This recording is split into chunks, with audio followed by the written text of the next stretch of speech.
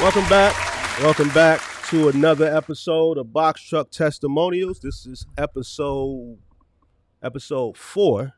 Episode 4 Box Truck Testimonials. Come on in, everybody. Come on in. Make sure y'all hit that like button on your way on in.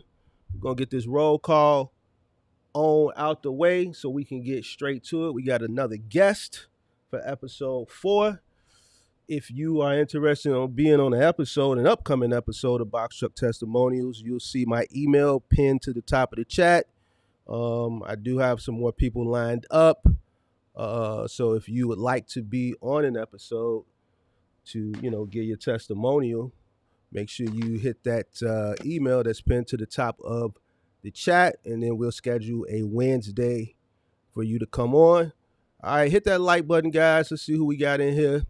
We got All City Transport, Spokane, Washington, in the building. Had a good consultation with All City Transport. Thank you for coming on in. Appreciate that. I see Jason Thompson in the building. I see Pensacola in here.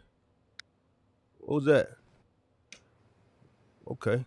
We got Pensacola in the building. I see Sacramento in the building. Got Detroit in the building. Interstate Screw. What's going on? D-Town, more Detroit in the building. What's going on? What's up? I see Dunn Beasy in here. What's going on? Detroit in the building. Heavy Goodman. A lot of Detroit in the building tonight. Detroit Heavy in the building tonight.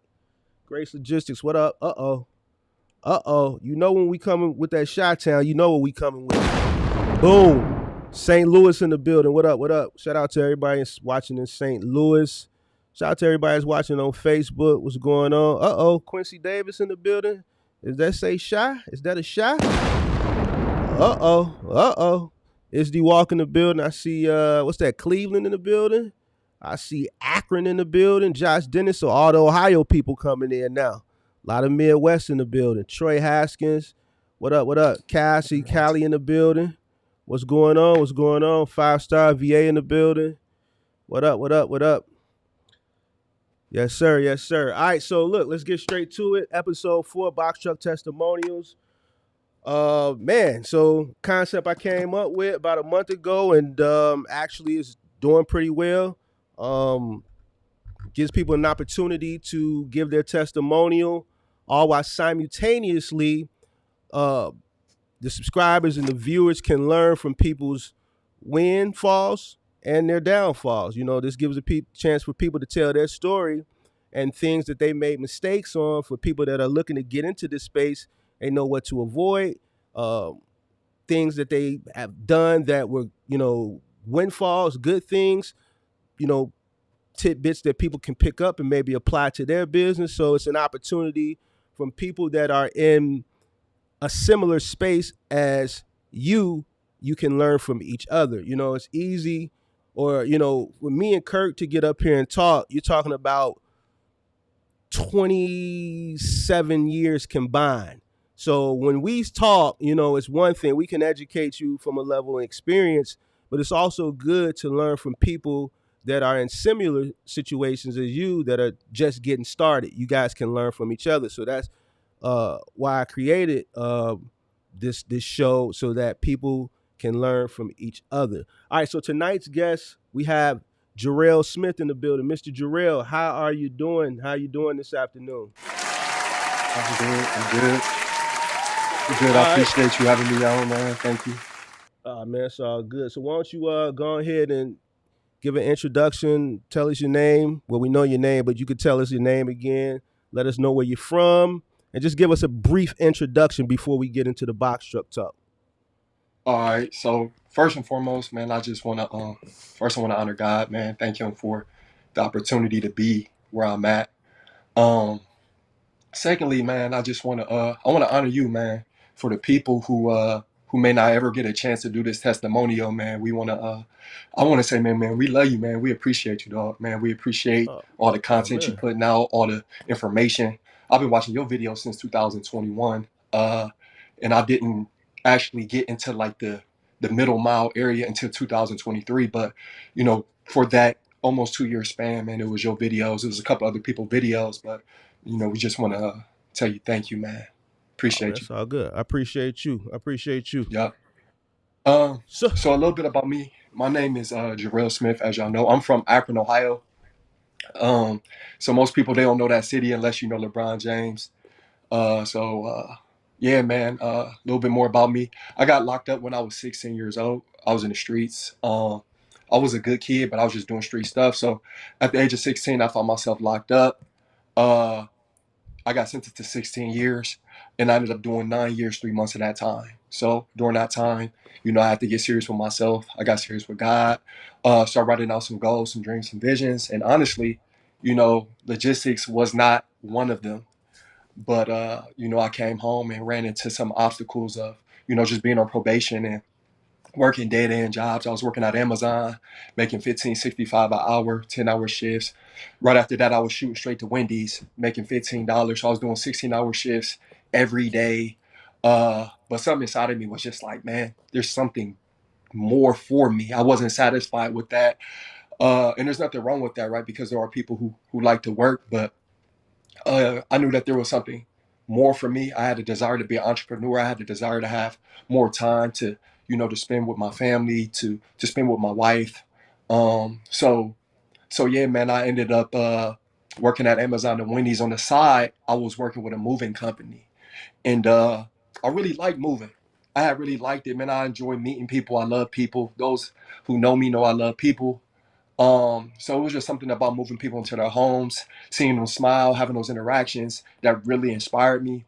And I ended up talking to the owner one day, told him I liked, moving, and I was straightforward with it. I told him I was like, man, I want to start my own moving company. So I didn't snake him, I didn't get the game from him and just go ahead and no, I told him.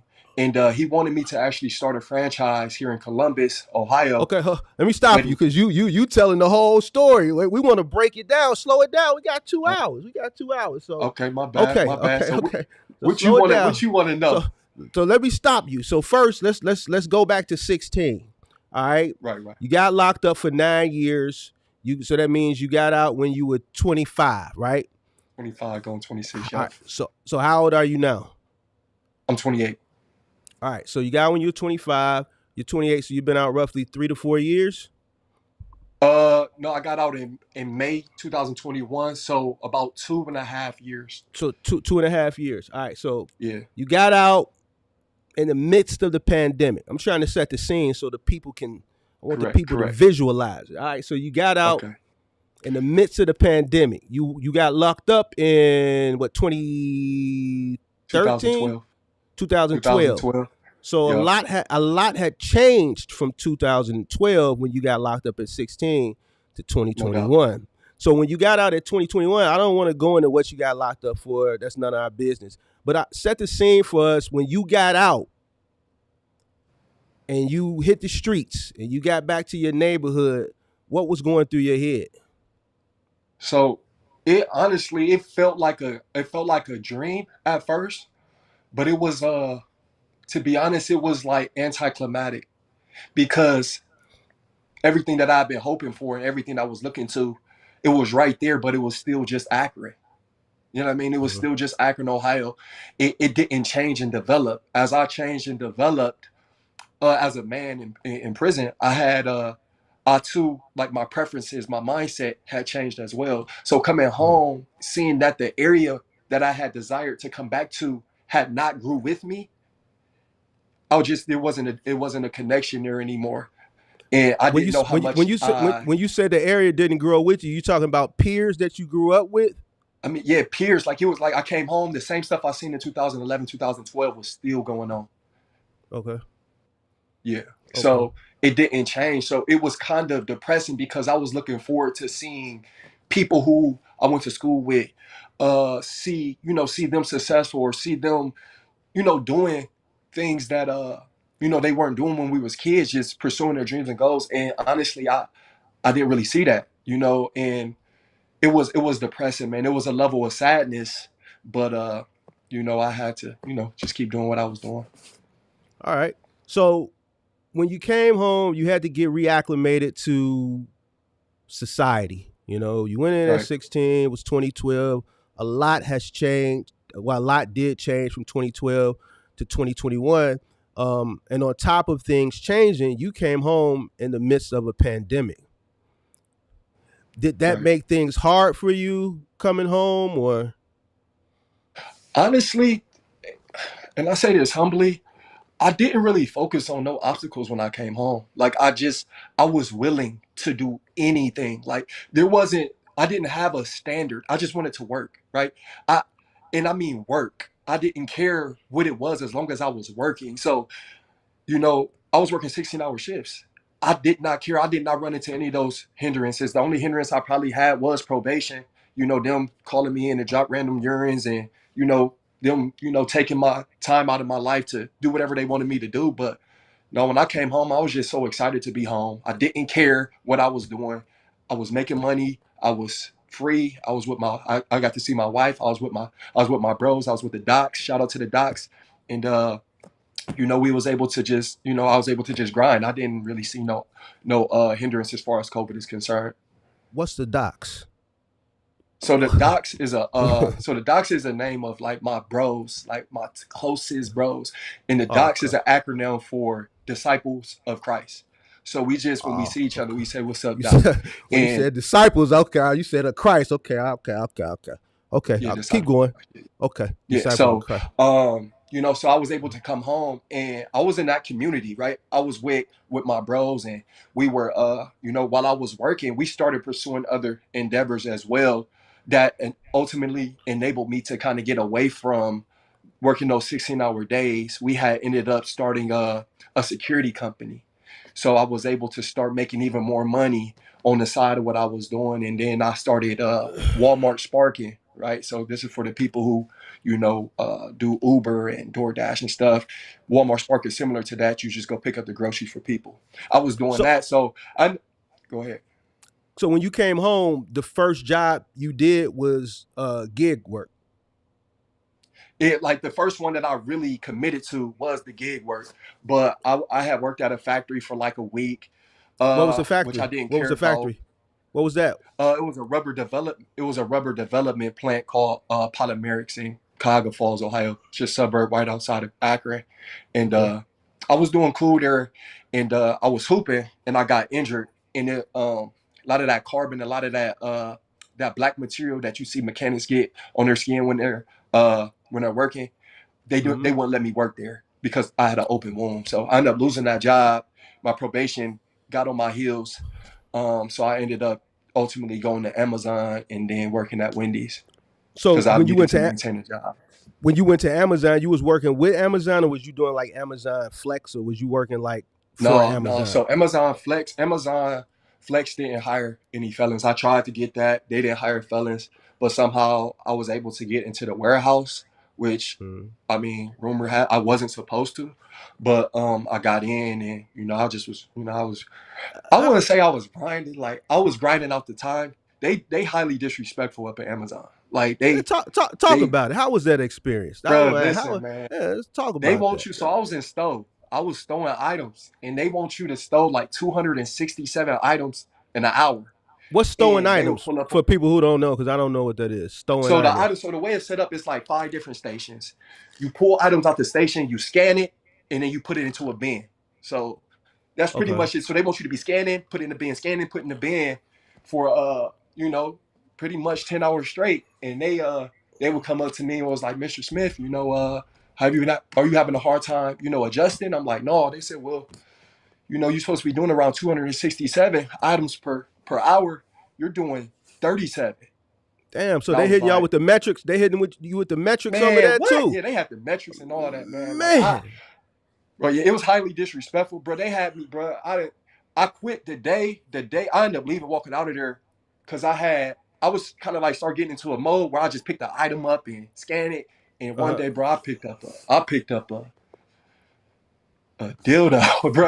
I left, bro, like man, a sex you toy. I like said, "Man, the. I'm gone." I swear I got a employee who worked part time at Amazon, and he told me the same story. He told me the Bro, they same have you story. moving like just unreal stuff, bro. Like dildos out the wrapper, like raw. I'm like, bro, I'm like, come on, bro. Like you know what I'm saying? And y'all on my heels about working. You know what I'm saying? There's You all type of tweaking. weird stuff going on. Like I was cool. So I ended up walking out of there oh and man. But the gig work that I ended up walking into with Walmart Spark was like ultimately like way better because I was by myself. I was able to adjust instead of just being forced to be around people coming out Mm-hmm. of the penitentiary. I was able to, work by myself and kind of acclimate how I wanted to. So I was in my car most of the Mm-hmm. day, and I was working all day. And I was making somewhere around like either $250 to $350 a day delivering groceries for a suburb outside of Akron, Ohio called Stella. Mm. Okay. So that was doing everything for me, man. I was doing really good. I felt good about the money I was making. Like I said, I was making 250, 350 a day. I was by myself. I was chilling. I was on my phone. I'm either watching the games, doing whatever I wanted to do. And one day, me and the docs, we decided we wanted to go out, and we went to this rooftop spot downtown Akron, and we ended up like the place was amazing, but it had no security.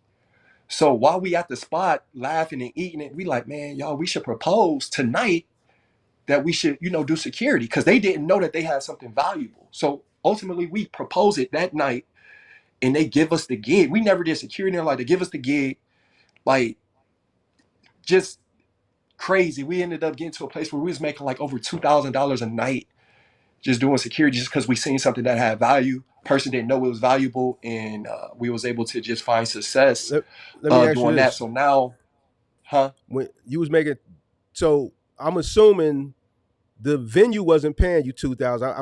I'm assuming the way you was able to make 2,000 because you was At shaking the door. people down. You want to butt the Yeah, yeah. We line? was we Nah, was I need 50. I need 50 if you want to butt that line. Yeah, You yeah, was yeah. you was shaking So, people down. yeah, something like that. It was so we promoted for the location as well. So we would promote, and then we would pay them uh a portion of what we made at the door. I think it was like 20 or 30%. One of the doctors in the chat, they'll probably be able to confirm it, but it's like 20, 30% or something like that. But we would leave with like a team of 3 or 4, like over 2 grand.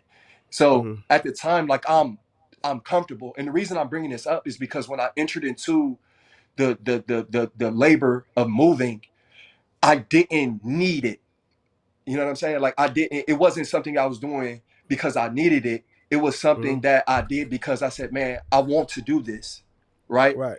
And I see that it could have that it had the potential to grow. So the reason I brought up what I was doing with Walmart Spark and with the security is Mm-hmm. because some people might hear this information and they need the money, and they might run, and they might it might not be the same for them.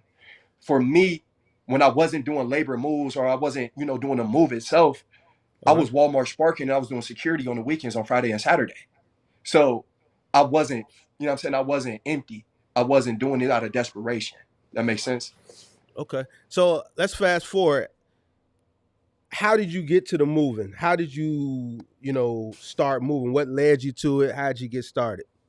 So there was a situation with one of the docs, where I ultimately ended up just wanted to make some, and this was before we got into the security, but I had wanted to start making a little bit extra money.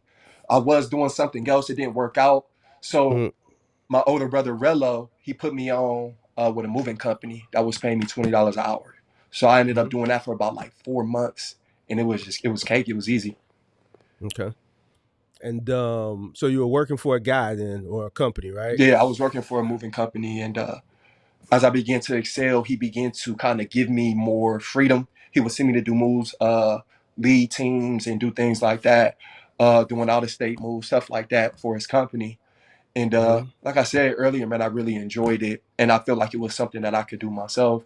So I ended up, telling him like, "Hey, man, I want to start my own moving company." And he tried to get me to start a franchise because he knew I planned on moving to Columbus once I got on probation. But I told him like, no, I wanted to do my own thing. So um, we ended up starting the company in October of 2021, but we didn't get our first move till December. What did you because you said you enjoyed it. Here's the thing, because I got my start in moving too, and moving is very labor Yeah, intensive. It's very taxing on the body. I tell yeah, people that are in the box truck space, out of out of everything you can do with a box truck, you're gonna make your most starting a moving. moving company. But yet and still people don't want to do it. It takes a Yeah, dog. It takes a dog to do moving. So, I've done it, you've done it, but what do you enjoy about it? Because a lot of people, they just despise it. They're not cut out for it. They wouldn't think twice about doing it. It's rare to hear So somebody say they enjoy it. What do you enjoy about moving? yeah, so I Other than still the enjoy other it. than the So money, other than the money. yeah, yeah, obviously other than the money, but like so I I'm just being straightforward, man. I did 9 years, man. I did nothing but work out, eat fish, and and work out. And so I was in shape, man. Like I had a lot of strength. I was in great shape. I was very physical. I had a lot of energy. So being able to get a good sweat, because once you get home, you get the demands of life placed on you. You can't really commit to working out. Like when you're in a joint, you know what I'm saying? You Mm, don't have no responsibilities. They tell you when to eat, mm, all that stuff. So when I came right. home, I had a lot of energy. And I was still in shape. So Hmm. it just made sense. It made so much sense, man. It just made so much sense for me to do that. And I just enjoyed it. Because what's different, when I first started in 2010, we were in a totally different time. So for you to come home in 2021 and a technology economy, like a gig economy where there's plenty of opportunities for you to do things that make similar money, you know what I'm saying, that are less labor intensive, you chose Yeah, moving. Back in 2010 when I got started, there was no gig economy. None of this stuff that exists now didn't exist back then. Even what we're doing right now, live streaming, this didn't even exist. yeah, 90, probably 95% of my employees at my peak, when I was about 30, 35 guys strong, about 90% of them were ex-felons. Because yeah, back then, moving was probably one of the only jobs that a person fresh out the joint could get. A lot of people back then, no one would give an opportunity to. Man, your cousin get out of jail, tell him to come holler at me. You see what I'm saying? right. So, Yeah, it's refreshing to hear that you got out of jail in 2021 in a gig economy and you chose to do very labor intensive work. So man, salute to you, man. So appreciate you it. you you excelled with the company, and you told the owner that you wanted to start your own thing.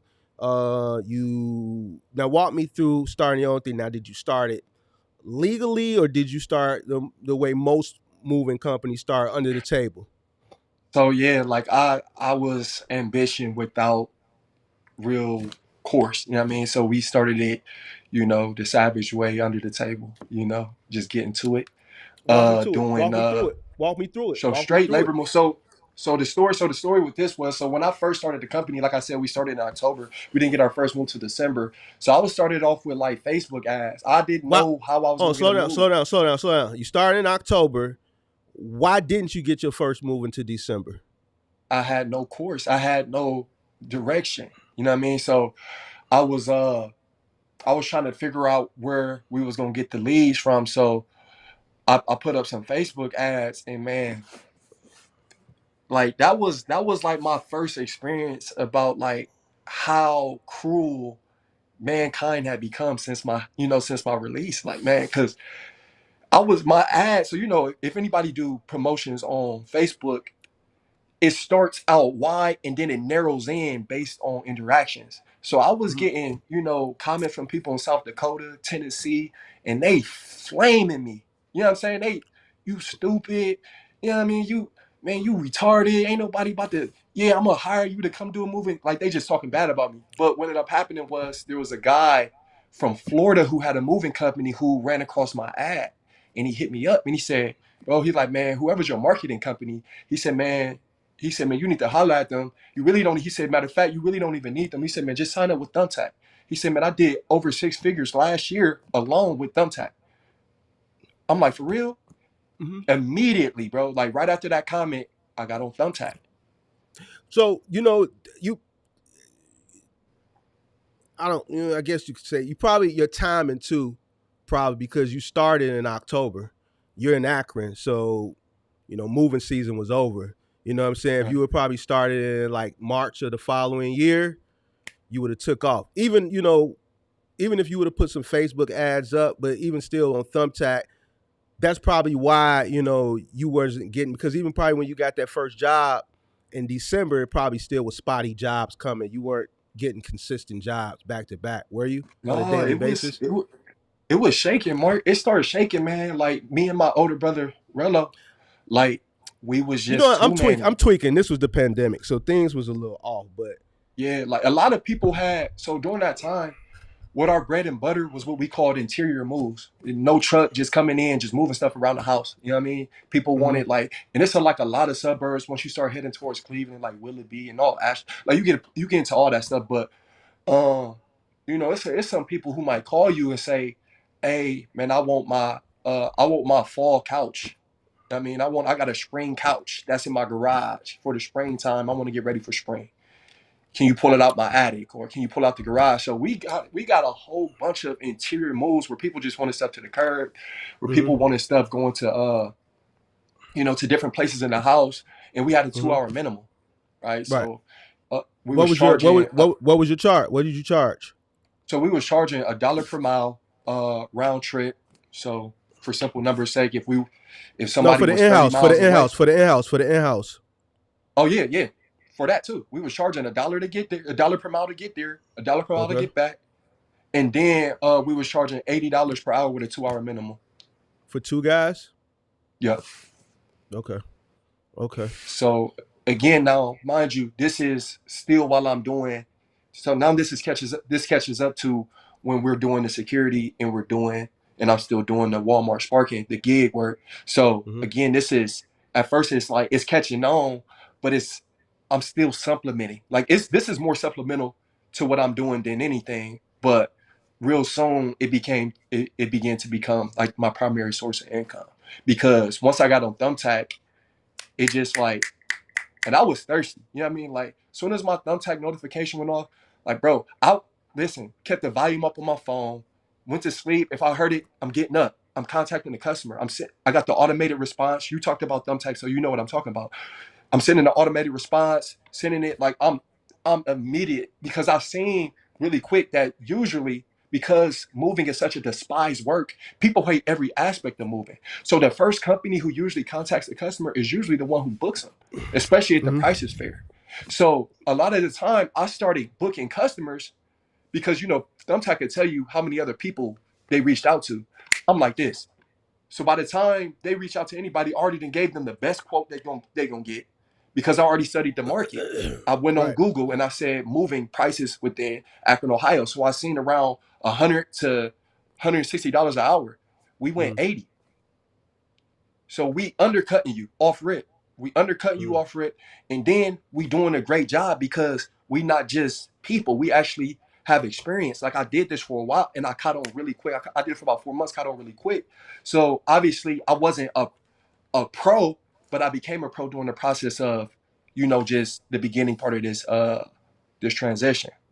What what were you paying per day average on leads? I know I showed a I was in a coaching session coaching somebody how to set up their Thumbtack to maximize their leads, and I showed him my Thumbtack portfolio, and he saw that I spent about $100 to $150 a day Yeah, on you was wilding. leads. No, that's but I got it set for max. You know what I'm saying? Yeah, So yeah, and we at the top. So but I booked one move. It's it's covered. You know what I'm saying? So yeah, what in yeah. your market? I'm just asking for the difference because I know this market the leads are high. What are you spending on an average day for leads? So what we would do, we would set our weekly budget to around like 100 to 120. Oh, you And set what a we would budget. do, Okay. yeah, so this is some sauce. This is some sauce for some people, man. Shout out to my bro Tony who put me onto this information. So with Thumbtack, so you will have a budget. And we went from 120 to 65, and I'm gonna tell you why. We went to $65 because what happens is once your budget maxes out, my brother he began to because I started having him like do the clerical stuff as far as like booking moves and stuff. One day, instead of putting like another $40 or $50 on there, he just upped it to $1. We got a long distance move for $1. The app shows you save $70. It showed us how, Thumbtack can show you how much you save. So we say $70. So what happened was we stopped putting so much money on there. We put like 60, 65, $70 on there. Once that budget ran out, we just upped it $1. And every time we got a lead, we upped it another $1. So we started getting 60, $70 leads for $1. Say Like, that again, because I got our stuff set to unlimited. yeah, so look, so this is what we do. We set it to, say we set it to $70. So you're gonna pay the leads. A lead might be $9, one lead might be 20, another might be 50. But what happens is once that budget is maxed out, instead of adding another $40 to your budget, because you can go in and add more money, just add $1. And what's gonna happen See, is you're gonna stay listed for the customer. yeah, And you can get a lead that could have cost you 9, 10, 15, 20, 30, 40, 50, 60. In this particular situation, we got a $70 lead for $1 because we didn't just keep adding money to it. Every time we got a new lead, we just add $1. yeah. See, you on that new program. I'm grandfathered in. So the way my Thumbtack is mine is just set to unlimited. They just send us leads, and when it hits a certain threshold, they charge my card. So they may charge my card once we get to $60 worth of leads, and then it'll keep sending leads. And if it gets to 100, they may charge 100. But they don't do it like that no more. Somebody else was telling me now that you got to preload it. So you have to Yeah, preload you it, can right? preload. Yeah, you do gotta preload. And sometimes, to be honest, it varies because there was a time where they was pulling it straight off my card, and then they transitioned us to the budget, which ultimately ended up working out a little bit better because you know, I don't want to say it's a cheat code, but you know what I mean. Like we was able to start getting those leads that would have Mm-hmm. cost us a whole bunch of money. We was able to get it for a discount because we didn't add more money. We just added like $1, and we was able to get cheap leads. So we was able to really start growing. But that Okay, was probably so like we probably didn't really catch on to that sauce to probably like March, April. a 2022. Yeah, All right, so 2020. so so you started to move and it started picking up. You got on Thumbtack. You were doing really really good on Thumbtack, and then what happened next? So I mean everything was going good, man. Like I said, we still doing the security. I'm still doing the gig work. Ultimately, the moving became so big that I kind of slowed down on the gig work, but I was still doing it because I had a grind. I had a hustle, and I'm gonna be honest, man. Like I know that your particular situation. I remember you said God first, family, and then business. And No, no, no, no, no, no. That's not what I you said. said God first, business, right? You Yeah. said something Then along every those lines, God business, then everything else.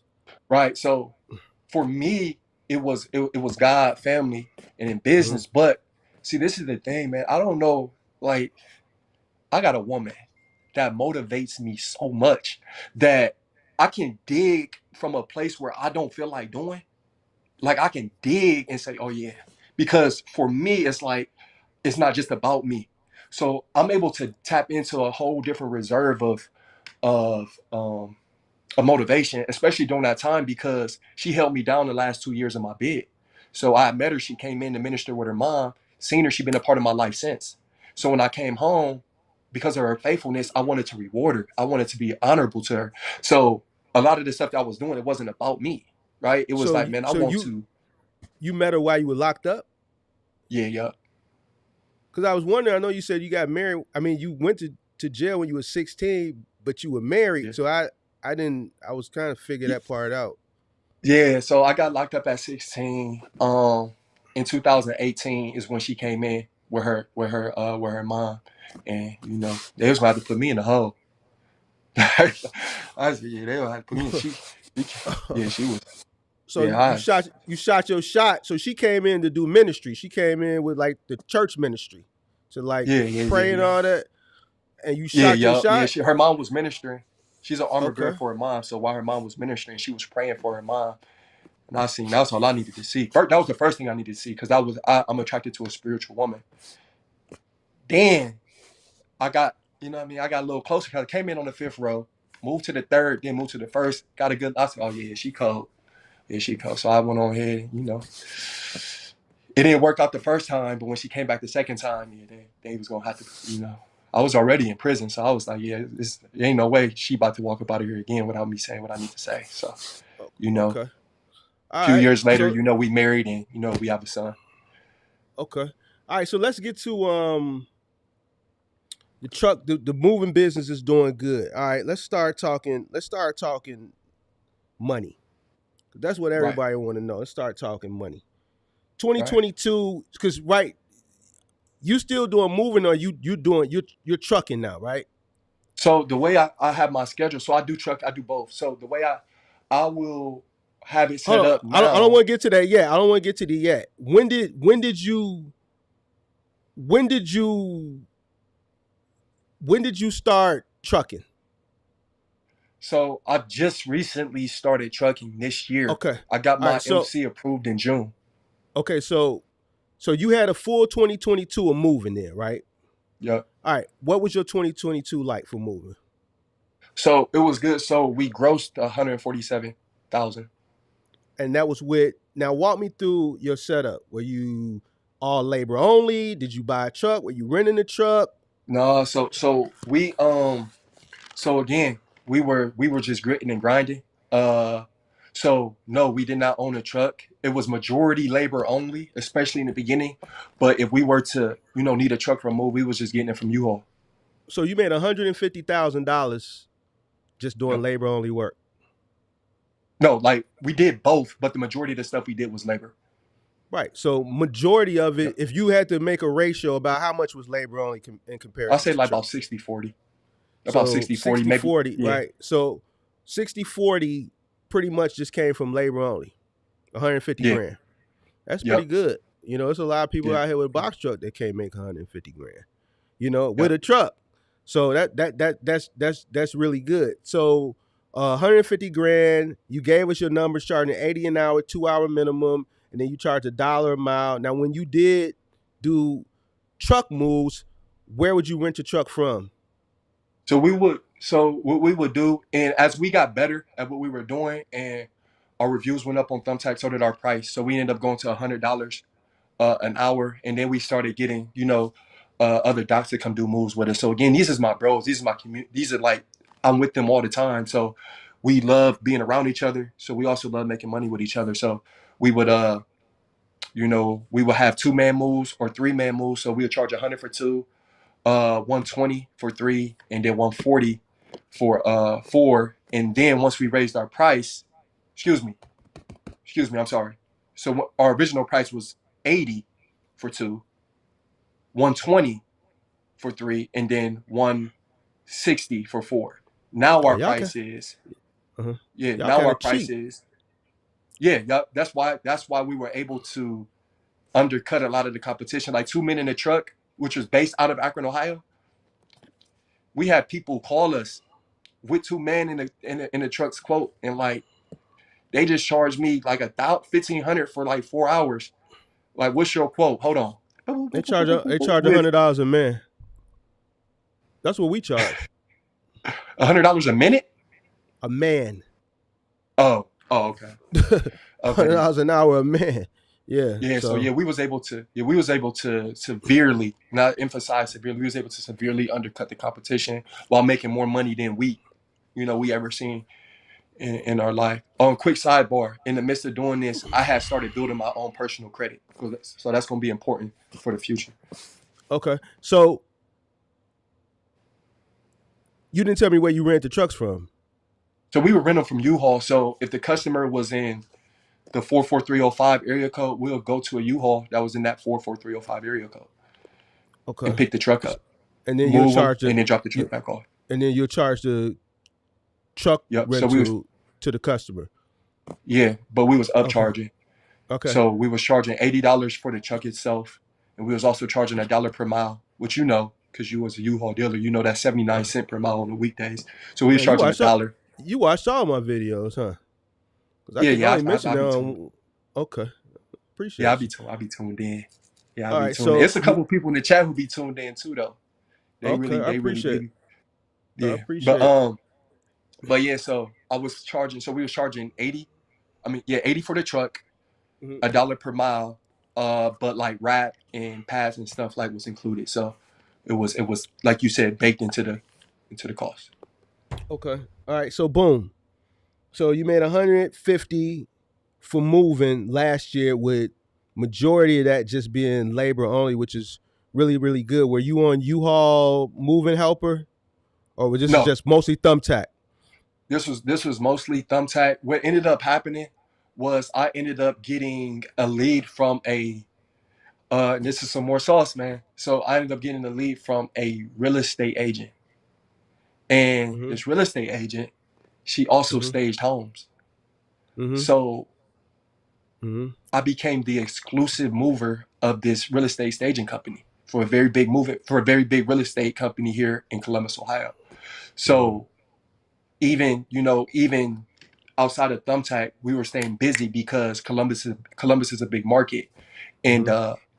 we were getting like a bunch of 2 3 hour moves, like two or three of them a day, right? Just based Mm-hmm. off of stages. Mm-hmm. So we'll go fill the truck up. We'll get like a 26-foot truck, a 20-foot truck, fill it up for 3 stages, and Mm-hmm. just strategically go. The first house we'll load. They'll do the stages. We'll just put the heavy stuff where it needs to be. We'll do those Mm-hmm. three. We'll do three of those, and we'll Mm-hmm. probably do that maybe like honestly like maybe 2 to 3 times a week, and then everything else was supplemented with Thumbtack. And at this point in time, we started doing really good, so we started getting like a lot of referrals as well. So the jobs was coming in. Okay. So now 2022 goes into fall, goes into winter, which is, moving season is over. So business, I'm sure, slows down. When did you decide that you wanted to get into trucking? So, like I said earlier, I moved to Columbus, and what happened was, and you know, familiarity breeds contempt. People, you deal with the same people. They begin to know you. They begin to start counting your money. They begin to start getting jealous, and then I started having a lot of issues with the people I was working with. Was this One the of my biggest bros? The flaws, bros? huh? This was with the bros? No, it wasn't the bros. So Okay. remember, all the bros was in Akron, so I Okay. ended up leaving to go to Who so who Columbus. so who was the, because this is something that I talk about, you know what I'm saying, as Yeah. far as, my journey of, scaling up. So where did the count in your pockets come from? Were these people that you were hiring, like, to work with you Yeah, doing the so it was. moving? Yeah, so the team, I had a few people who I knew, a couple people who knew me from the joint, so they knew me. And a lot of people who know me from the joint, they know, my personality, they know my character. Um, so that's why when they came home, they reached out to me and they knew like I was gonna do everything I can to help them, take the edge off of whatever stress they was dealing with, because y'all come from where I come from. But what ended up happening was, and this is for anybody who's thinking about potentially doing this, just stay consistent at what you do. Because because I'm a lover of people, it ultimately became a thing where I would see their kids or I'll hear their dreams and their goals, and I'll say, hey, um somebody just called my phone. It didn't come from Thumbtack, it didn't come from my real estate connect. Somebody just called my phone and say, hey man, I need somebody to help me do this job. I'll say, hey bro, go do that job. That's all you. That's all you. So what happened was people start getting more than they ever had, and then they start wanting that consistently, right? So when it started coming back to regular moves where I need them, and I'm getting them back to the $25 to $35 an hour I was paying some of these guys, that wasn't enough, right? They was Because you just did a they was move where they you was they was making where tweaking you they was they was tweaking on tweaking. Hit the 25 to tweaking button, 35 on the bro. Hit the hour tweaking button. at Akron. Yes, The bro. Hit the tweaking cost of button. living, cost of living You ain't that tweaking, high out in Akron. bro. Hit the tweaking, bro. No, and this was the thing. Because of who I am, I I was in a place where I lacked understanding. And even though I was a business owner and and had, I was still within my first year of business. So honestly, with you being a business owner for how many years, I'm a, you know what I'm saying? I'm still a babe in this stuff. Like that's one of the reasons why I'm subscribed to your channel. right? I have not found my one thing. I'm still pursuing, I'm still seeking, but what I do have is a foundation. You know what I mean? That I can fall back on as I continue to build towards that. But one of the reasons I transitioned into trucking was because of lack of consistency from people who I was blessing, because they wanted more and they wanted more, and they began to think, you know, that, they was, $50, Felt like 60. they what happens is because I went through that. It's like they feel like you need them. And then they Yeah, start to make you feel like, man, well, I ain't gotta come. You need me. In order to get these jobs done, you need bodies.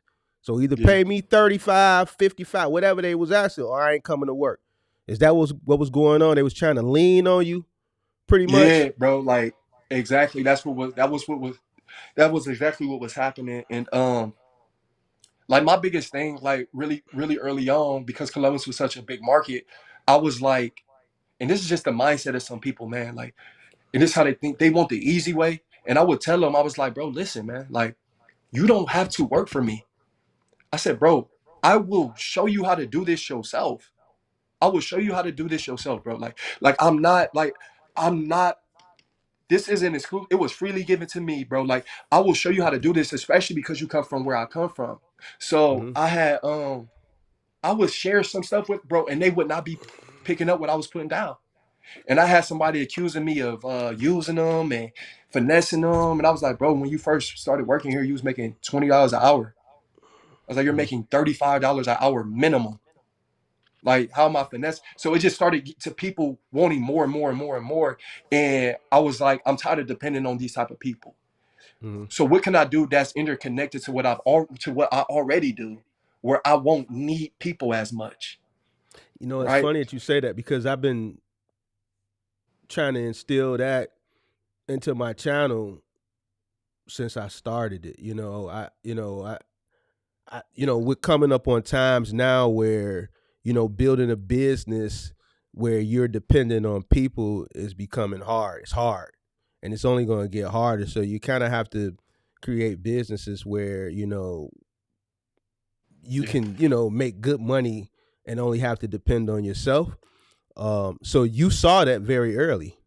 You yeah, saw that very yeah. early. So basically, you wanted to stay in logistics, but you wanted to transition to something where you would only have to depend on yourself and you can make similar money. Yeah, and I ended up, so like I said, I had been watching your videos for a while, and you were probably, to be honest, you're the only person I see on YouTube who talks about Final Mile, right? And I ended up getting my first Final Mile contract. Why do you think that is? Not to cut you off. Why do you People think don't that got is? that, man. Listen, man, people don't got that grind. People don't be wanting to, man. People don't really be wanting to work. People Man, really don't be wanting to work. hey man, But you to gotta be be a honest, dog. You gotta be a dog to you do do that got to type of be a work, dog. man. But to be honest, you really just got to be a thinker, because if you think, you know what I'm saying. And even though I'm in the middle mile right now, I'm just waiting on my for my authority to age, and I'm gonna hit you up, and we about to, what I'm saying, blow R&L Carrier's door down, like, Mm, because at the end of the day, I'm driving less miles, put less wear and tear on my car, and on my truck, and I'm making equal, if not more money. I don't care if I gotta work harder, because I'm willing to sacrifice my now for my later. I'm still young. So at the end of the day, I'm like, man, I'd rather do this and be able to have this asset longer. Those of us who are in the middle mile, and I don't plan on being here for too long, you putting a lot of miles on your truck, man. And you're gonna have to, you know what I'm saying? And this is the thing that people don't know. Like, enter into the middle mile, especially for me and a lot of people post what's the word, pandemic, is mm-hmm. we don't know nothing about box trucks. So if you, how many of us had a vehicle, right? And do you know that when you buy a brand new vehicle, you have a check engine light come on just soon as you hit a certain mileage, just for hitting a certain amount of miles. Nothing can actually be wrong with it, but you will get a check engine light for recommended maintenance. For those of us who don't know nothing about the box truck game, let that check engine light come on. We gonna lose it, because we gonna think, man, it's something wrong with the truck, man, da, da, da, da, da. And it could be just recommended maintenance, but you enter into something that you really don't know for real. So when you putting all these miles on your truck, man, you gonna get that light eventually. And then what happens when a person is in something that they really don't know about? They begin to reach for anything for support or for an answer. I know I did. I know I did. So it was a lot of stuff that I had to learn the hard way. Man, that's not really a problem. But in my mind, it was a problem. And I'm stressing and I'm worried about stuff that I find out a week later through watching some of your videos or through watching some other videos or reading some stuff. Man, that ain't, it ain't really an issue. So, I had to realize quick, like, man, who I was going to be as an individual. The thing was, I was already willing to work. So I ended up getting my first final mail contract Hold on, hold in on. Let's start. Let's December. start. Let's talk about. Okay, you switch from moving to uh wanting to get your own truck and do something by yourself because of let's just say people counting your pockets. You wanted to just work on your own. So walk me through Yeah. that process. You did research on what middle mile, final mile. Walk me through the process of setting up your authority, your insurance. Do you rent a truck? Do you own a truck? Let's let's Right. let's start So from the basics. so I ended up I went the rental route. Uh Okay, but who are you renting with? I was Who are you actually renting with? able to profit because, what most people don't tell you online on YouTube, these people are telling you get a rental truck and go OTR. I Who are you I'm not with? trying to be funny or rude, but I have the ability to think. Like, there's no way I'm about to go rent a truck and do crazy, stupid miles in there and think I'm about to profit. Like that, it makes sense. So I rented, but I had my final mile contract was 150 miles. So I was within the 150-mile radius, and then any mile over 150 was additional 75 cents Who a who who mile are you who are you renting with? budget. So you rent with budget. All right. So walk us through the numbers. What are your rental? What are you renting for a So week? the numbers for budget was I was able to get. Was or is? No, I'm no longer renting. I was. Okay. So was. So Okay. Was.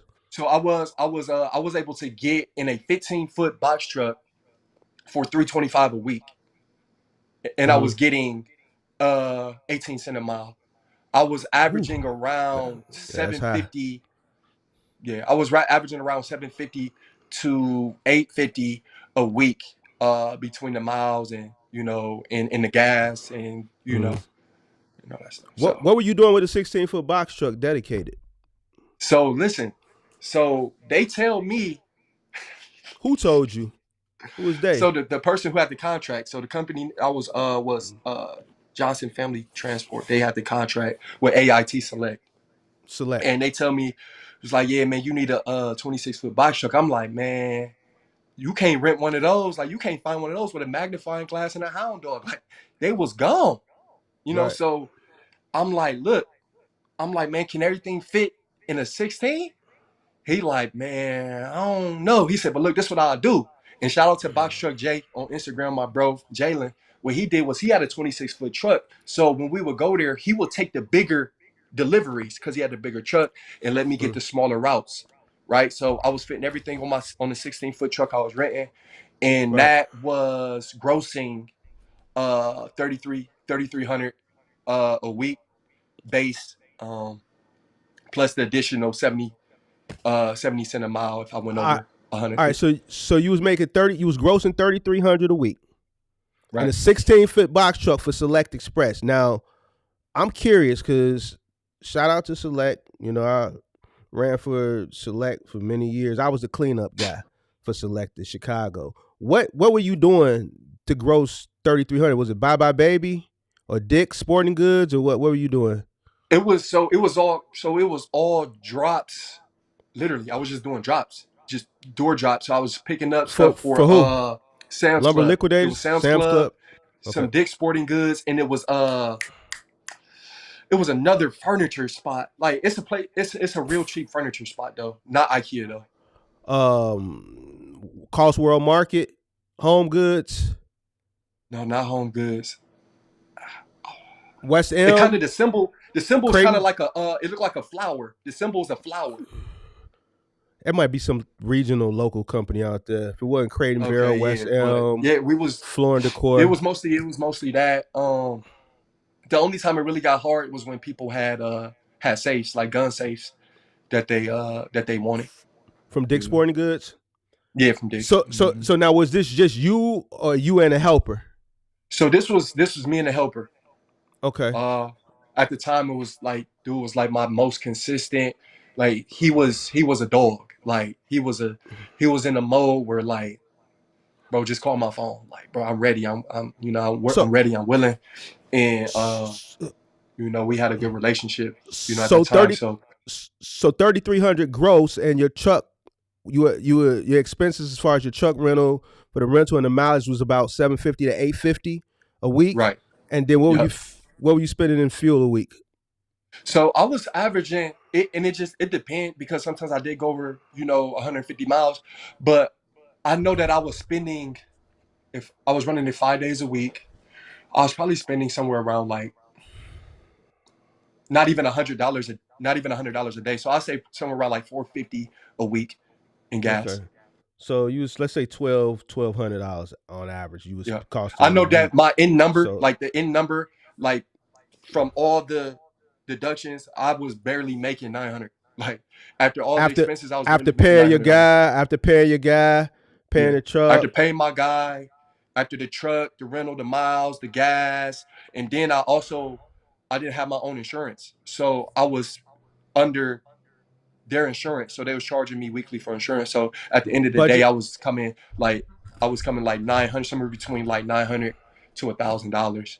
Who was charging you? Was you was going for as far as the automobile for the truck or through the Johnson No, for the family, truck. So whatever? the truck. So once I rented the truck, I gave the Mm-hmm. VIN number to Johnson Family Logistics, who had the Mm-hmm. contract with Select. They Mm-hmm. added me to their insurance, and they charged me like 550 a week. Something stupid. They charge you $550 a week. Yeah, Yeah, they got you, bro. yeah. Hit the They tweaking got you. button. Yeah, you tweaking, bro. I might have to hit the goofy button for that one, You bro. tweaking. Yeah, because 550, that's 2,000 a month on a rental truck. That's a 16-footer. You know what I'm Yep. saying? And you interstate, you know what I'm saying? You wouldn't even be paying over $1,000 a month for that. Yeah. So again, like I didn't know that it was things that I just had to, that I had to learn myself. Um, but that contract it didn't even last, but maybe like 2 months. And what ended up happening was you know, the owner of that company, he was corrupt, man. He was corrupt. Clearly, So clearly, I ended up, huh? clearly, he was basically having you probably help pay his insurance because 550 a week Yeah, yeah, yeah. He was for a getting over, 16 man. footer. He had like over 35 people on contracts. You know what I'm saying? So, like I said, like I was learning the game. Um, and at the time I had we was it was the down season for Thumbtack, so I was just like, let me just just keep something, learn while I'm at the learn at the same time, and just go from there. But it was a good learning experience. I think I did it maybe like a month and a half, and I honestly was talking to him about getting my own. I'm about to get my own insurance, uh and I was going to transition, and I was thinking that was going to be it for me. But nah, bro was corrupt, and I ended up leaving. They still had opportunity, but I ended up leaving. I didn't even come back. So you left there, and then where'd you do next? So I was still, mind you, I was still getting moving leads. So what I was doing was I was scheduling all my moves till after 4 p.m. So I was usually finish that route between like 2 and 3. So I would then, go do any of my labor moves or whatever. I would do that from 4 to sometimes 9, 10 o'clock. So I still had the foundation. You know what I mean? So while I'm exploring and trying to figure out what it is I want to do and how I want to do it, I'm always able to fall back on my foundation because I have the reputation and the relationships where I'm able to do that. So after you finished working for Select Express for Johnson's, whatever his name was, Johnson's family, where did you go next in trucking? I know you got the moving thing, and that's in the background, but I want to get Right. to the trucking stuff now. So after Select Okay. Express, where did you go from there with trucking? So for a while, we had entered back into, we starting to enter back into the springtime. So the moving company started shaking again. I started getting really, really busy. But in the meantime, I was still doing research because I had kept running into the same issue with people, counting my money and just a lot of issues, man. People being ungrateful, and like I found myself like working with people, and this is for lack of a better term, man. Like so mind you, I'm still new to business. I'm just not brand new. So it just began to become like a chess game to me, where nobody, if you play chess, just because you don't like your rook or your knight, you're not gonna set them to the side and say I'm not gonna use them. You see what I'm saying? Because you know that you still need them in order to succeed. So I found myself still working with people, you know what I mean, even though certain boundaries were crossed. And as I was, meeting new people and things like that, I just started seeing the inconsistency. So this year we were still able to, continue and move forward.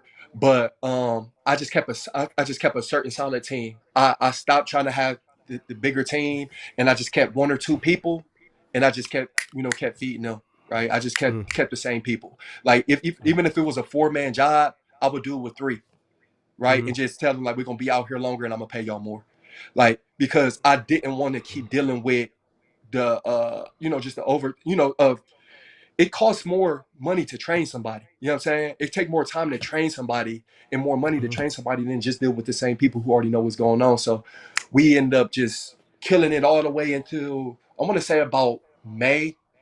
And what happened was I was ready to keep doing what I was doing, even though I had the desire to transition into trucking.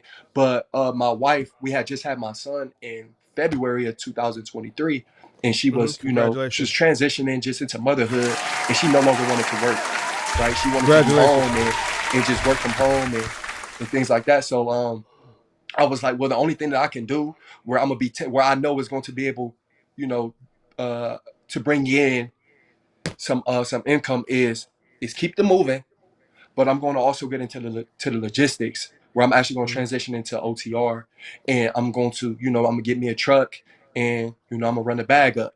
So what I would do and what I'm doing is I will schedule my moves where I will schedule them all for like a week, right? Where I have a bunch of moves in a week. Once the moves is over, I'm gone, right? And so, then when people call me, are mm-hmm. you available this day? No, I'm available. They don't know, but I'm available the day I've already set, the week I've already set for me to come back and do moves. So So let's I'll be let's get, like, I'm gonna go OTR for a week, week and a half. I'm gonna come back. I got to do some moves, right? but I'll let go back but OTR. I'm gonna grind. But while they contacting me and calling me, I'm a I'm gonna schedule it for a week where I know I'm gonna be willing to be home and knock those moves but out. start because you kind of skip. We want to know how you set up the trucking company. Okay, How'd you structure so it? Did you buy a truck? so Did you yeah, rent a so yeah, truck? uh so like you mean like the business structure I have? So when did you structure the company? I'm just going to ask you the questions. When did you So structure the so trucking company? so What in so month? in June so in June uh June 6th, June 6th, June 6th I of this year. yeah, June 6th, I ended up filing for my authority.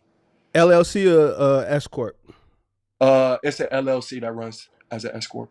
Uh, it's an LLC or is it an S Yeah, it's corp? an LLC. I get taxed as an S corporation. Okay. All right. So you formulate your business in, you said July or June? I'm sorry. June. June. June. All right. So boom. You structured your business. You got your tax ID. What's next? Did you buy a truck or did you rent a truck? No, so I remember earlier I said that I would start building my credit.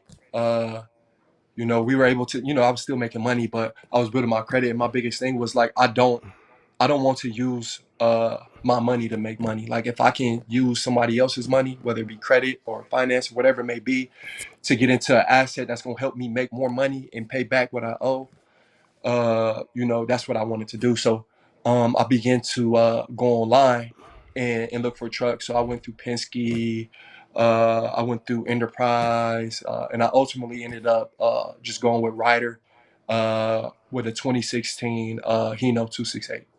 All right, so you got a Hino 268. What month did you buy that? I bought that. So I bought that the same month that I got my authority approved, So June. All right, June. so you got your authority approved in June too. All right, so boom, how much you buy a truck for? So the truck cost in total 58. 58, and you Yep. paying a monthly note on that. You mind sharing that with us? Yep. Yeah, no problem. 17, like 1730. 17. And who do you got for insurance? I have progressive. And what's your insurance? 1238. Okay, that's not bad. So all in, you at about 2,900, 3,000, right Yep. around there. Yep. All right, Yep. all right. So 3,000 for your truck note and your insurance. You got everything in June. So I'm assuming you started running in June, July. No, so what happened? So this is where I ran into, some obstacles. So first thing first is the truck was actually listed at 53. I talked him down to 50 because I told him I was gonna buy the warranty on it. So I ended up paying 8 grand for the warranty. But Ryder Ooh. also has a 15-day DOT warranty as well. So I got this exclusive warranty, wherever they say. So I ended up paying for the warranty because I'm buying a used vehicle. Um, but once I got the truck, because I knew about Ryder's 15-day warranty, every issue that I seen with this truck, I literally found out how it was a DOT issue, and I reported it to them. Oh no, sir! Like no, well technically, what can happen is if the AC compressor and the belt tensioner ain't working right, what can happen is this, and this is why I need this fixed. So it ultimately I ended up having a truck in the shop from late June. No, actually, I didn't go pick up the truck. Excuse me, I didn't even go pick up the truck until July. So from all the way from July through August till I just picked the truck up this Tuesday again. Now in between that, quick sidebar, in between that, there was a time when they said they did fix it, and I did take a load going to Massachusetts for 1,300, and I start experiencing some of the same issues I told them to fix. So they ended up fixing all that stuff for me free of charge, and I didn't even have to use my warranty. I was still under the 15-day DOT warranty. So I got the truck this Tuesday, and it's running like a champ, man. It's smooth. So you bought the truck in June. You got it in July. Yeah. When did you start running consistently?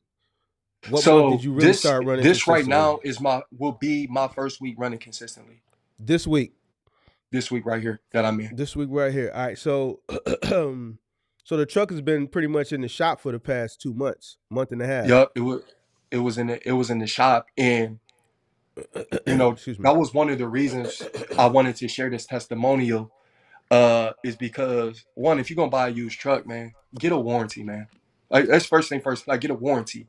Like don't risk it. Don't roll the dice. Y'all don't know nothing about these trucks, man. We all we hear about is the money that they can make, and we think it's gonna work good. We hope it work good, and then it don't. And that's what it was for me. But I had enough sense, right? I was like, man, this is a used truck. I'm getting the warranty, right? So paid 8 grand for the warranty, and then also on top of that warranty, Ryder has a 15-day if there's any DOT issues, right? So I ended up getting new tires, AC, belt tensioner, new mirrors. I got a whole bunch of stuff done on the truck because it was all DOT issues. Okay. So what? This your first week? Walk us through. Where are you at right now? So right now I'm in Orchard Park, New York. So Yeah. so walk us through your first week. When did you leave Ohio? So I left Tuesday, which So was that's yesterday. I Tuesday. left. Stay Okay. yesterday. So what are you doing? One pick, one drop. Walk us through what you got set up. How you pull your loads off the DAT? So uh so right now, because my authority is new, Mm-hmm. uh I'm signed up with CH Robinson, TQL, Fifth Wheel Freight, shout out to Kirky. you know what I mean, who gave me the sauce on that. Like that night, I put in my, my carrier packet for those companies. So I'm with them. So right now, I'm mostly getting work from TQL, Fifth Wheel. They'll they'll do business with me, but I haven't picked a load with them yet. But so this load that I got, the first load that I got coming out of Ohio was to Gilderland, New York for 1,200. What's on there? What you got? Talk to us. Tell us what you got on the truck. So that load was playground material, like fake rubber stuff for kids to jump around on and not get hurt. So So that so it, it's the whole it was truck. The whole truck is that. no, it was about, it wasn't the whole truck, but it was about all of my, so I could probably pull like 92 on my No, truck. no, no, no. I'm This asking was you. about eight. The This, hold huh? on. The load that you got on your truck is that? Did that take up the whole truck?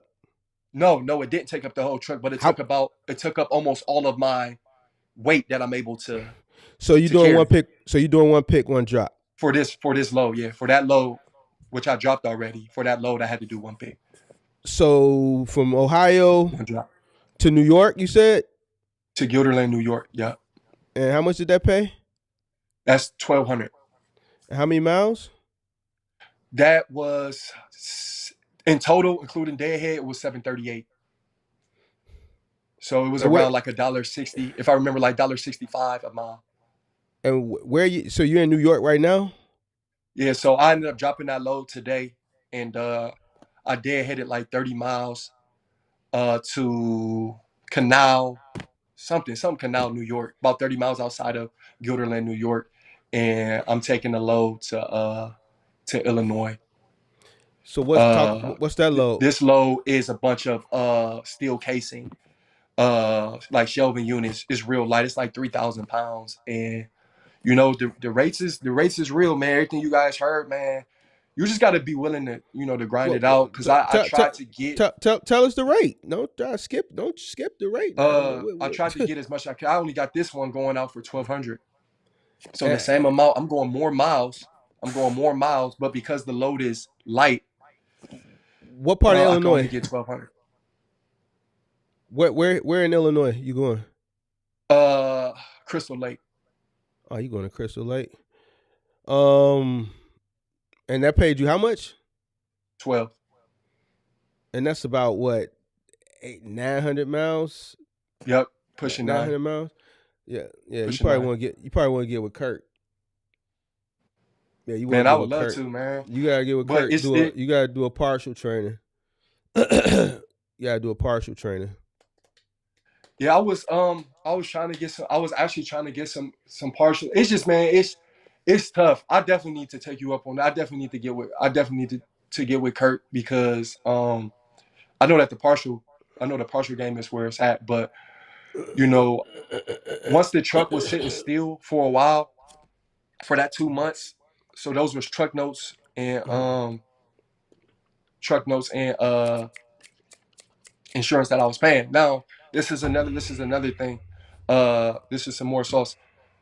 If you guys run into that issue, I only know about Ryder. If you guys run into the issue, you get a truck from Ryder, and for whatever reason, it's not running, it's not making you money. Complain to Ryder. Get in contact with your vehicle sales rep and tell them you need to be reimbursed. So Ryder has been I have to pay it, but Ryder has been reimbursing me for my truck note and for my insurance.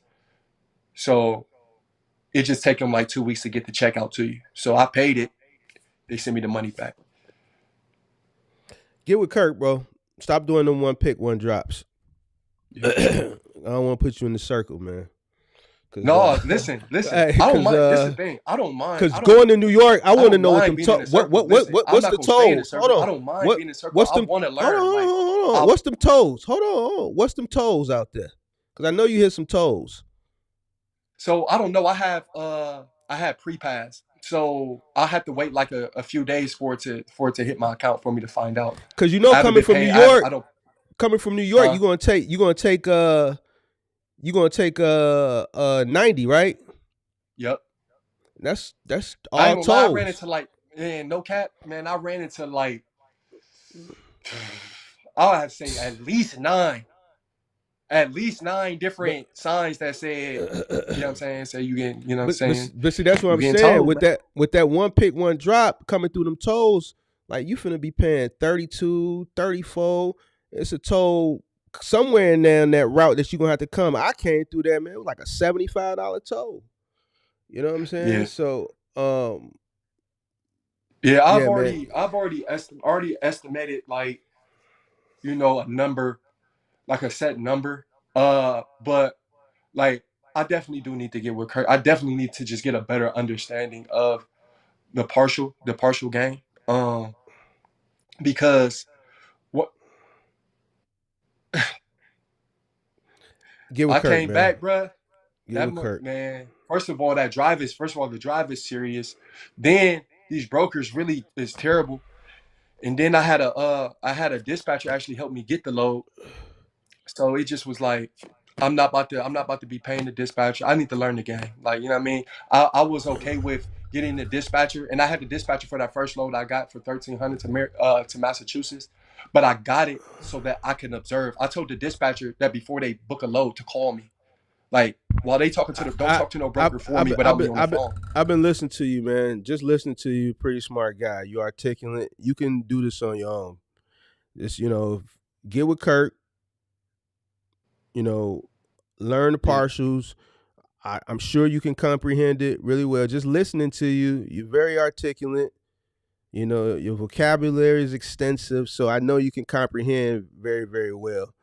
You get with yeah, Kirk, I'm sure you'll understand it. You don't need a dispatcher. Just yeah, if you get with him, you can maximize, your earning potential on these trips you're taking. Because right yeah, now, you're just running. You're just running, bro. And I understand yeah. you say you want to, hold on, hold That on, let me run should, finish. Let me finish. I know you want to get a feel for it, but if you can get a feel for it while making money, then that's better than just getting a feel for it. You see what I'm yeah, saying? Because, yeah, you want to make money and you want to make money out the gate. And if there's resources that are there to, help you navigate around that learning curve from your inception, then you want to take advantage of those yeah, opportunities. You know what I'm saying? So, well, go yeah. ahead. What were you going to say? Hey, hold on No, one like second. Hold on 1 second. We got 80 people in here, man. Hit that like button. We should have at least 70 likes by now. We've been on for an hour and 30 minutes. Let's get those likes up, please, guys. Please, this is work. We got it. This is, young man is on here giving his testimonial. Putting these live streams together is work. I don't ask for nothing. All I ask for is a like. Can you please hit the like button? We got 80 some people in here. Let's hit that like button, y'all. Please hit that like button. Go ahead. I'm sorry, man. and this is another thing, and like, and again, this is me being humble, and I mean this sincerely. I have a foundation, you know what I mean, to fall back on. So a lot of people, they're entering in all or nothing, and honestly, that doesn't mean that I get to be a bad steward, right? Like you said, I should be able to, and I should want to be able to be as profitable, especially upon inception. But another thing that was kind of hindering me was like still balancing, you know what I mean, what I'm doing with the moving, because that's my foundation, that's my bread and butter, while transitioning into something new. So for me, there was only so much uh, attention and time that I was able to put into saying like with this new area, because just like it was with the final mile, I was like, this is what I'm willing to do. I'm willing to move forward, and push come to shove, I got people who are in the game. I know people right now who want to rent my truck. And I Mm-hmm. told them no. So it's for me, it's like push come to shove. Everybody's different strokes for different folks. A lot of people, they may have comments, they may have things to say, but this isn't my end all be all. I'm diversified, glory to God. So I'm not in a place where, uh, I'm necessarily losing everything. And that's not an excuse for me to be a bad steward. But there has been a lot of time that I haven't been able to commit to just both, especially being, the moving, transitioning to this, which is a lot. with this along, a lot with this along, obviously being a husband and father. So I had, wanted to, and it was expecting that I was gonna learn, like I learned everything. But honestly, being able to get with guys like Kirk and and you, that's gonna help. I never had the invitation to get with Kirk. I never knew how to do that, how to get with Kirk. You know what I mean? So Just um go to his website or email him. Red Nemo Work. I'll put it up. I'll put it up in the yeah, let Or me get that because I'll just I'll DM it to you. Just remind me in the DMs, and yeah, I'll DM you his yeah. info. So like, you know, somebody may look at my situation and, oh man, this and that and the third. And this is the thing, like, again, I have a foundation. So don't, and this is a word of advice, you know what I'm saying? Don't enter in like I did. If this is it, you know what I'm saying? If everything is everything, because glory to God, while my truck was in the shop, my phone was still ringing. Like I was still doing jobs. I was still making money. So I'm able to still take care of business at home. I'm able to still do what I need to do Right. while learning this. Now, being on this podcast, I'm getting the invitation to learn even more and to be more efficient. And that's the difference. That's the difference that I want to say to people, who may be looking at my situation. Don't, like, it may not apply directly to you. Just take what you can, and what does apply, learn from it. So what does apply is you don't want to be doing one pick, one drops. Like, and that's something that I learned just yesterday going into New York. And then the broker itself, he didn't tell me that I had to do that they was gonna have to use my pallet jack, and that I was gonna have to do driver assist. So we ended up having to take pallets off the truck to drop off at the playground, right? Did you Because get they just paid out of for it? school, so there's no dock at the playground. Did you make sure you're gonna get So paid this is for stuff it? that I learned the hard way, man. Did you make sure you're gonna get paid for that? Uh, yeah. So I reached out to them. So that load was with TQL, man. Like So no. So they no, basically. So they no. petty. So it's definitely it's slow. Get with It's Kirk, slow. bro. So Get with Kirk, bro. for Well, sure. Yeah, here's yeah. so Yeah, for sure. I guess that leads us up to Q&A, man. So you want to stick around and answer a few questions? I know I saw a few pop up in the chat. Um, you want to answer some questions? Yeah, yeah, sure. All right. So I'll pull them up on the screen. I'll read them to you, and then you can answer them. So if anybody got any questions, uh, now is the time. Go ahead and put them into the chat, and then I'll pull them up on the screen, and I'll ask them. Anybody got any questions for Jarrell? Go ahead and throw them into the chat. I'll scroll up to see if I saw some earlier. Is he from Ohio? Yes, he's from Ohio. He's originally from Akron. Now he resides in Columbus, Ohio. You're in the Midwest too. Somebody did put that up, and I was going to mention that to you too. You're in the Midwest, Yeah. so you're in the mecca of freight. You need to Kirk will put you a nice little radius, so that you're not really like New York. I didn't want to take honestly, I didn't want to take New York, but I got to a place where, again, even though I have everything else that I have going on, mathematically I knew that I'm not making money with this investment.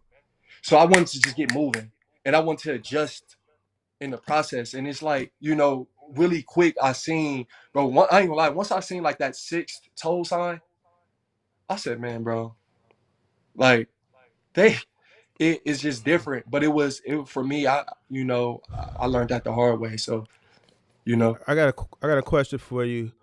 What is your planning structure for your business moving forward, knowing what you know now?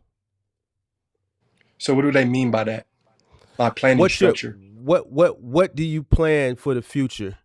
What's the plan that you have for the future for your business? Knowing what you So know right now.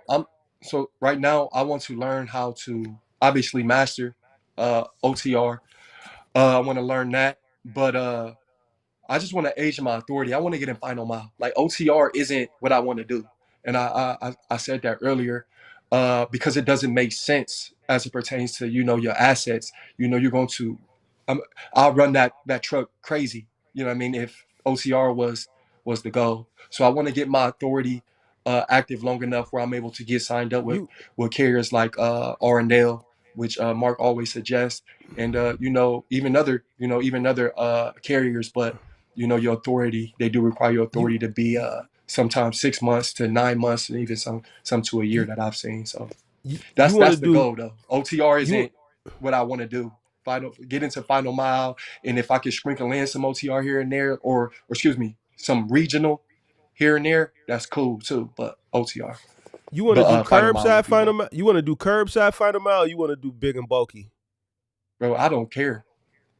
Because I don't. you can get in the final mile. I mean, have you tried T Force? So another thing is my felony.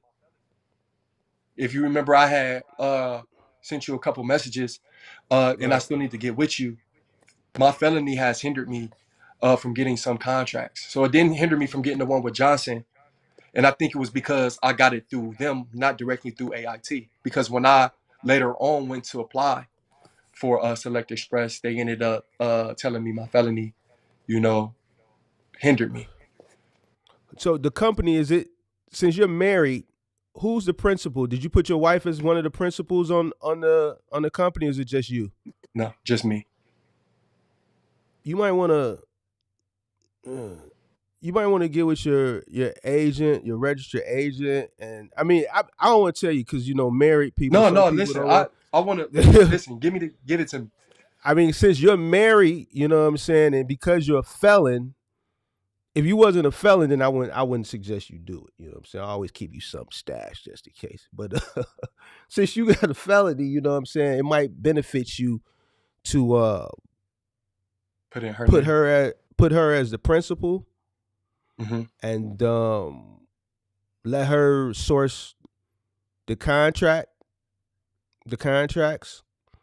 Yeah, and obviously I that had. y'all married, so I did consider that.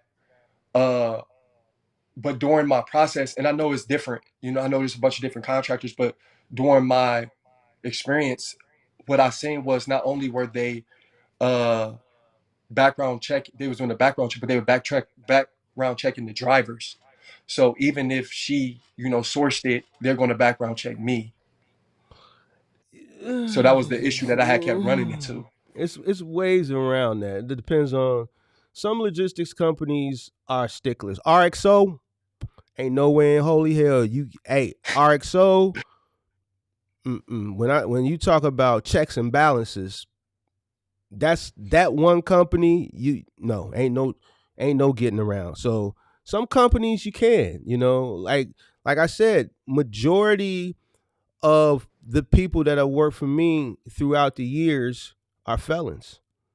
I'm running, at my peak, I was running my most trucks I ran in one terminal. I was running 9 for Office Depot and 6 for IKEA, and that same terminal for Dynamics. And majority of those people were felons. So, when people need more trucks, they don't care who. They got a retailer that they're trying to keep. So you gotta understand the contract that the 3PL has with the retailer weighs a lot more than the contract that you have with the 3PL. The contract that you have with the 3PL is small potatoes compared to a national multi-million dollar contract. If Right. freight need to be moved, freight need to be moved. And once you slide a guy in and he's in there, they kind of turn a blind eye. But that, those tips come later on down the line. You got to get in there. So, uh, Yeah. it may benefit you because of your situation, because initially going into these contracts, you're going to have to go through the process because they don't know you. And the principal contractor who's on the articles of incorporation is going to have to get background checked as well. So if your wife is squeaky clean, you might want to put her as the principal. And then if you have a worker that's with you that has a driver's license, you may want to put him as the driver so he can get background check and another helper, and then try to slide in there like that. Then you snatch one of the guys off, and then you come in. Because once the route gets acclimated, once you're running, you're running. If the freight is on the dock, it's got to go. You see what I'm saying? Does it make sense what Yeah. I'm saying, or if I'm Yeah, talking? yeah, yeah. I've I'm never I'm trying thought I'm about. trying to Yeah, yeah. tell That's you smart. without kind of telling you, because I want some people to catch on, but then again, I don't want some people to catch on. But it's a certain way you got to finesse it. You know what I'm saying? But you're gonna need some clean people initially, and then once you get in there, you know what I'm saying, then you can start moving people around, because once you get assigned a dock and you already been running, you got freight, and they know who you are. If the person that's coming in there that's dealing with the dispatchers is getting the routes every day and the truck is showing up, the freight got to get moved. It's Yeah, very rare they're gonna be like, man, who are you? Or who is this guy? Well, so and so didn't show up, he's sick, man. Freight guy get moved, so I had to, he gonna work with me for the next 2 days. So and so got COVID. right, right. And then once that Mm, happened, they get acclimated to seeing that person, and then it's like, because the last thing they don't want to do is, the retailers are looking to see what's left on the dock too, because they're setting up these deliveries point of sale in the store with the customers. You go to Best Buy, you buy a refrigerator at Best Buy, you pay for the refrigerator, and they set the delivery up there, right there at the POS point of sale. You see what I'm saying? yeah, So their yeah, corporate can see what's left on the dock. So if there's 15 stops, that's 15 customers that's not going to get touched. And then they're going to get a call from Best Buy, man, what's up with this route number? What we going to do about that? You see what I'm saying? So they right, rather the freight move than deal with 15 angry people, where 13 of those 15 angry people probably took off of work because they're expecting the delivery that day. right. Does it Yeah, I make never. sense? I So only went as deep as to, you know, put my wife there. I and that was the thing, is just because, one, I was dealing myself with felons, but I do know clean people. You know what I mean? And I have many people who are willing to go that extra mile for me. I just never thought about going as deep as you explained. So yeah, I yeah, so appreciate that. Thank you. that's what you're gonna have to do. Here goes some more questions. I'm gonna pull up some more of these questions. Final mile doesn't look at the age of your authority, right, Mark? Back in the day, Final Mile really didn't care, but as of recently, they are getting strict. Like R&L, they want 9 months. Some other companies that want 6 months. But there are some companies that you can get in with a new authority. But Final Mile companies are starting to get on that as well, because there's been just a lot of I and this is something I'm probably going to talk about tomorrow. Um, you know the the integrity the integrity of people that are just getting into the space, final mile, middle mile, just box trucking in general. The integrity that was once there when I got into this space is just no longer there. People nowadays again just don't have integrity. They don't care about people's belongings. They don't care about people's property. It's just they're just tearing stuff up. So, final mile companies are looking for a little bit more experience. They want you to have a little experience. It's not much. Some want 6, some want 9, but they rather you go tear some stuff up and build up a bunch of claims with someone that's still letting the new authority come on in, and they figure like, well, man, by 6 to 9 months, you should know how not to tear stuff up. I talk to a lot of execs with final mile companies weekly, and the biggest thing is claims. Claims are through the roof now. You know what I'm saying? So, Yeah. um, yeah. So I no, it's changing. It's changing. I I see 5 Star Logistics. He mentioned Fidelitone. So I did fill out app for Fidelitone, and I went in and actually talked to the manager there. But they were kind of like, they were borderline like unrealistic, because they have Pottery Barn, the Pottery Barn contract. They had a Pottery Barn, and That all don't pay that that is much. underneath an umbrella. Let me tell you But what you want to they get. said, Pottery don't pay that much, man. You ain't gotta waste your time even. No, but this contract they was paying. This contract they were paying. This was like 6,000. They was paying 6,000 a week. For Pottery Barn. Uh, no, for Delatone, who had Pottery Barn. So Pottery Barn has, I want to So, say, and correct me if I'm not sure, but they have either brother or sister companies that are they have stuff for kids, and then they have stuff that they do for like adults and for teens. They have a bunch of different stuff. so what's paying six Um, thousand? It's got to be Lowe's or Home Depot or Best Buy. so no, it was Pottery Barn. It was all Pottery Barn stuff for Delatone. For how many days? That's a 7 day a week contract. So it was 6 days. So it's all 2 day drops. So Oh, you that's pick up. why. Oh, that's why you going over the Yeah. road. That's why I Yep. knew it was, no, cause yeah, that's yeah. No. So they gonna But pay you. They they gonna pay for the hotel and all that stuff. yeah, and they didn't want a transition period, so they wanted me to have never have assembled a what was that, the one thing that they kept saying, it's a new type of bed that people be assembling. You probably know, Mark. A Murphy bed, No, not a Murphy. It's a different type, bunch of screws. a day bed. Uh, a di- I want to say it's the day bed. I want to say it's the day bed.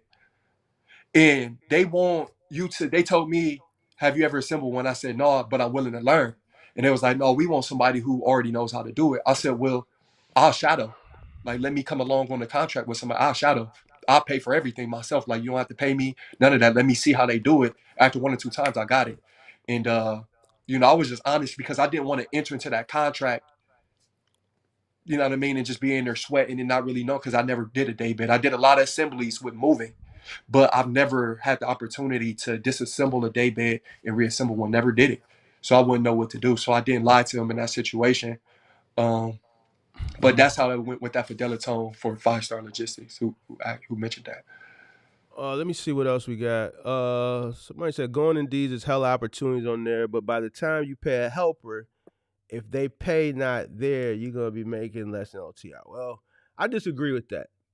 And the reason I disagree with that because I made a hell of a lot of money doing Final Mile. You make a hell of a lot of money with Final Mile depending on what your costs are. Depending on what your costs are, depending on the contract, you if your costs aren't that high, if you come in with low initial costs and you pick the right contract and you negotiate the right contracts, then you'll make money. You'll make money. So, if you get the right contract and your overhead ain't that high, you could pay a driver $250 a day. You could pay a helper $200 a day. You know what I'm saying? But you got to pick the right contract.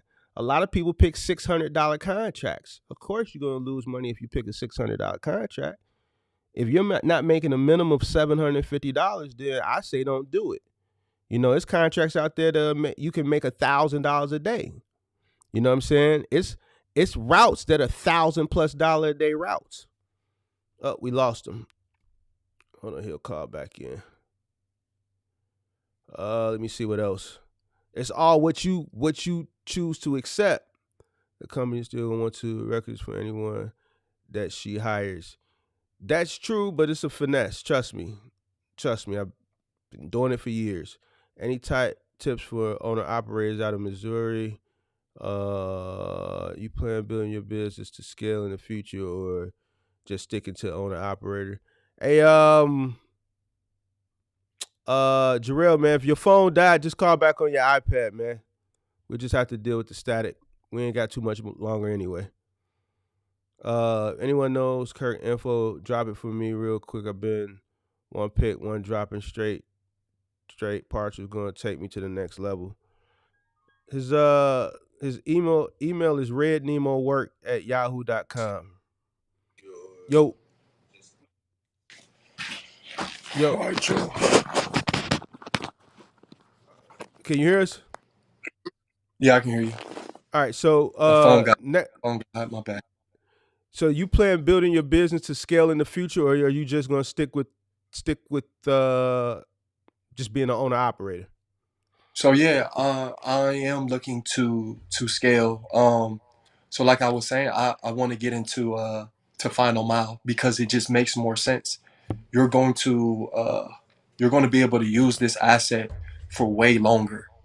You're going to be able to make much more money doing a final mile contract than you are going to be able to uh, doing OTR. Like it is like period. So and this is coming from a person who actually I did final mile and I did OTR and I seen and then I also seen that just the it just makes more sense, man. You don't spend $60,000 on a truck to run thousands of miles a week.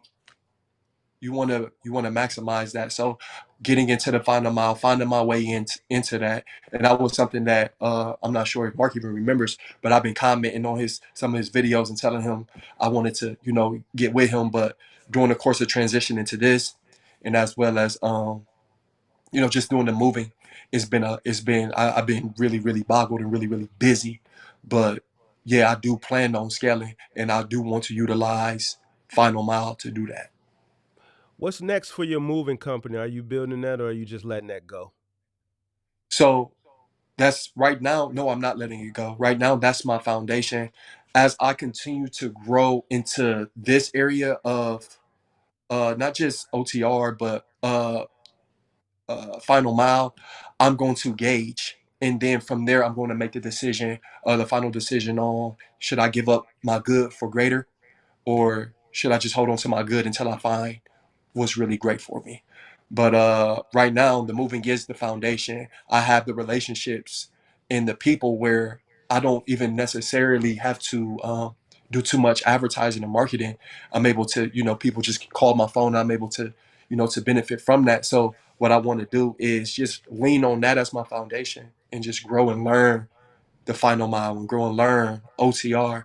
And then once I get a treasure of information and knowledge and experience, and then decide what I want to do next and what direction I want to go.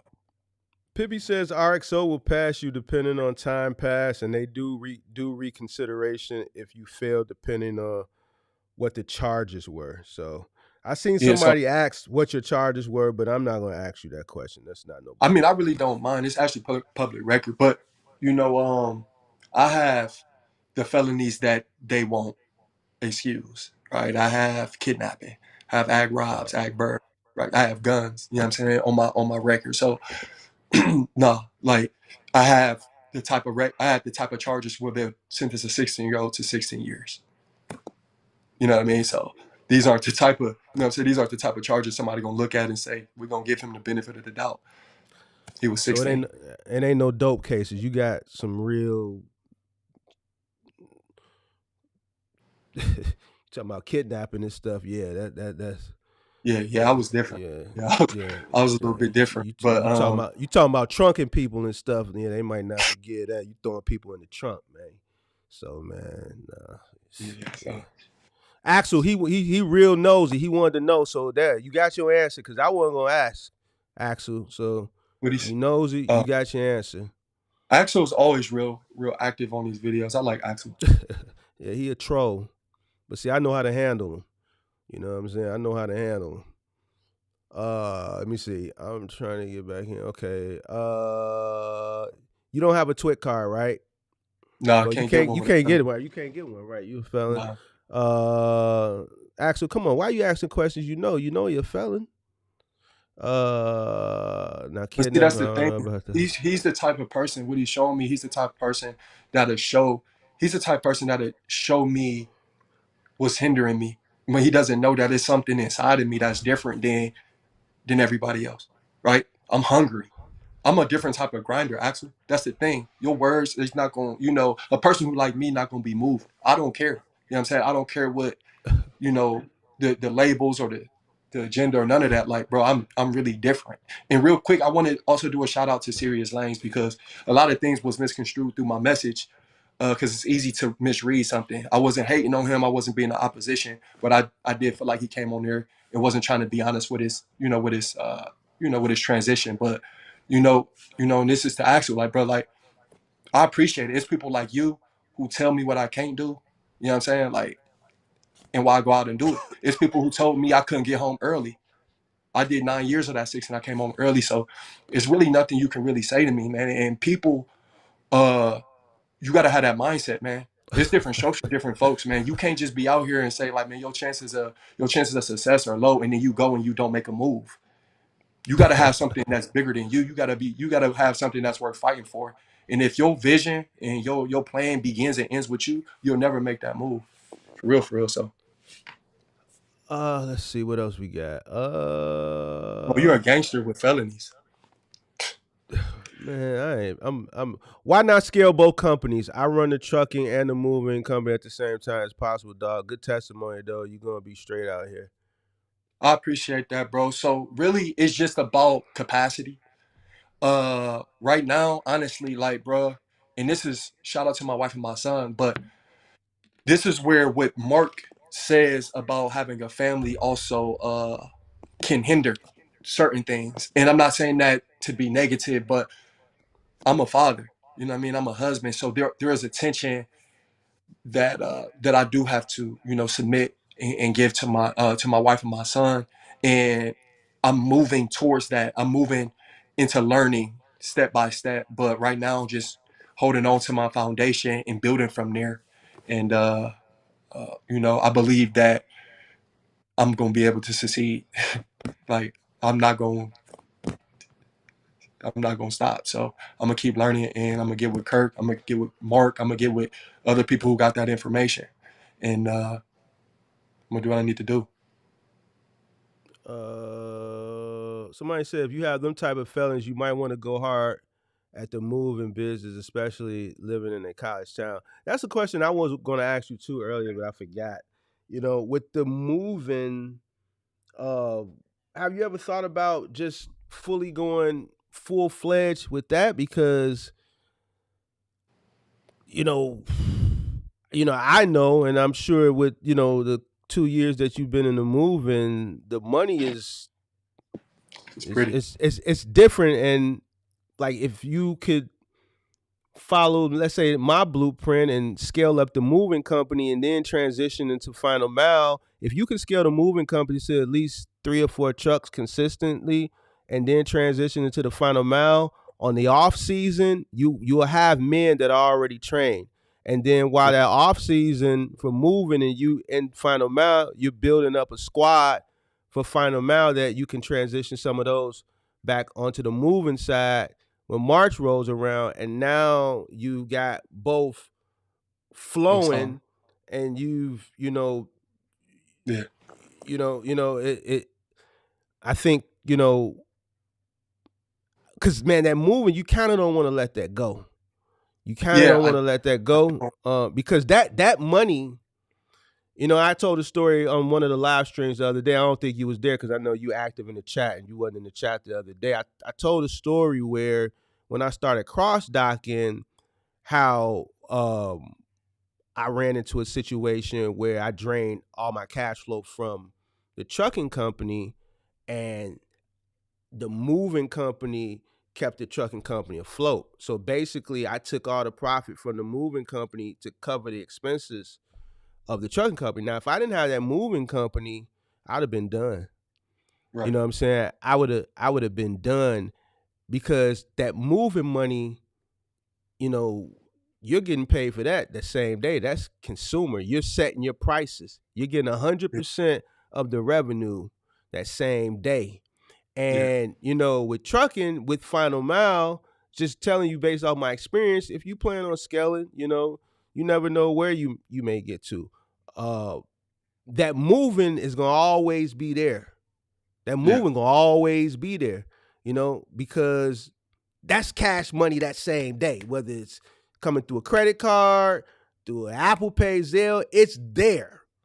yeah, And if you got 3, 4 trucks running that, that's $1,000+ per truck a yeah, day. Money that's available right there. That's your bank. You see what I'm yeah, saying? yeah. So And you're right. For me, it's just, and I would love that. Like, I 100% agree with that. I just, to be honest, man, I just got tired of dealing with people.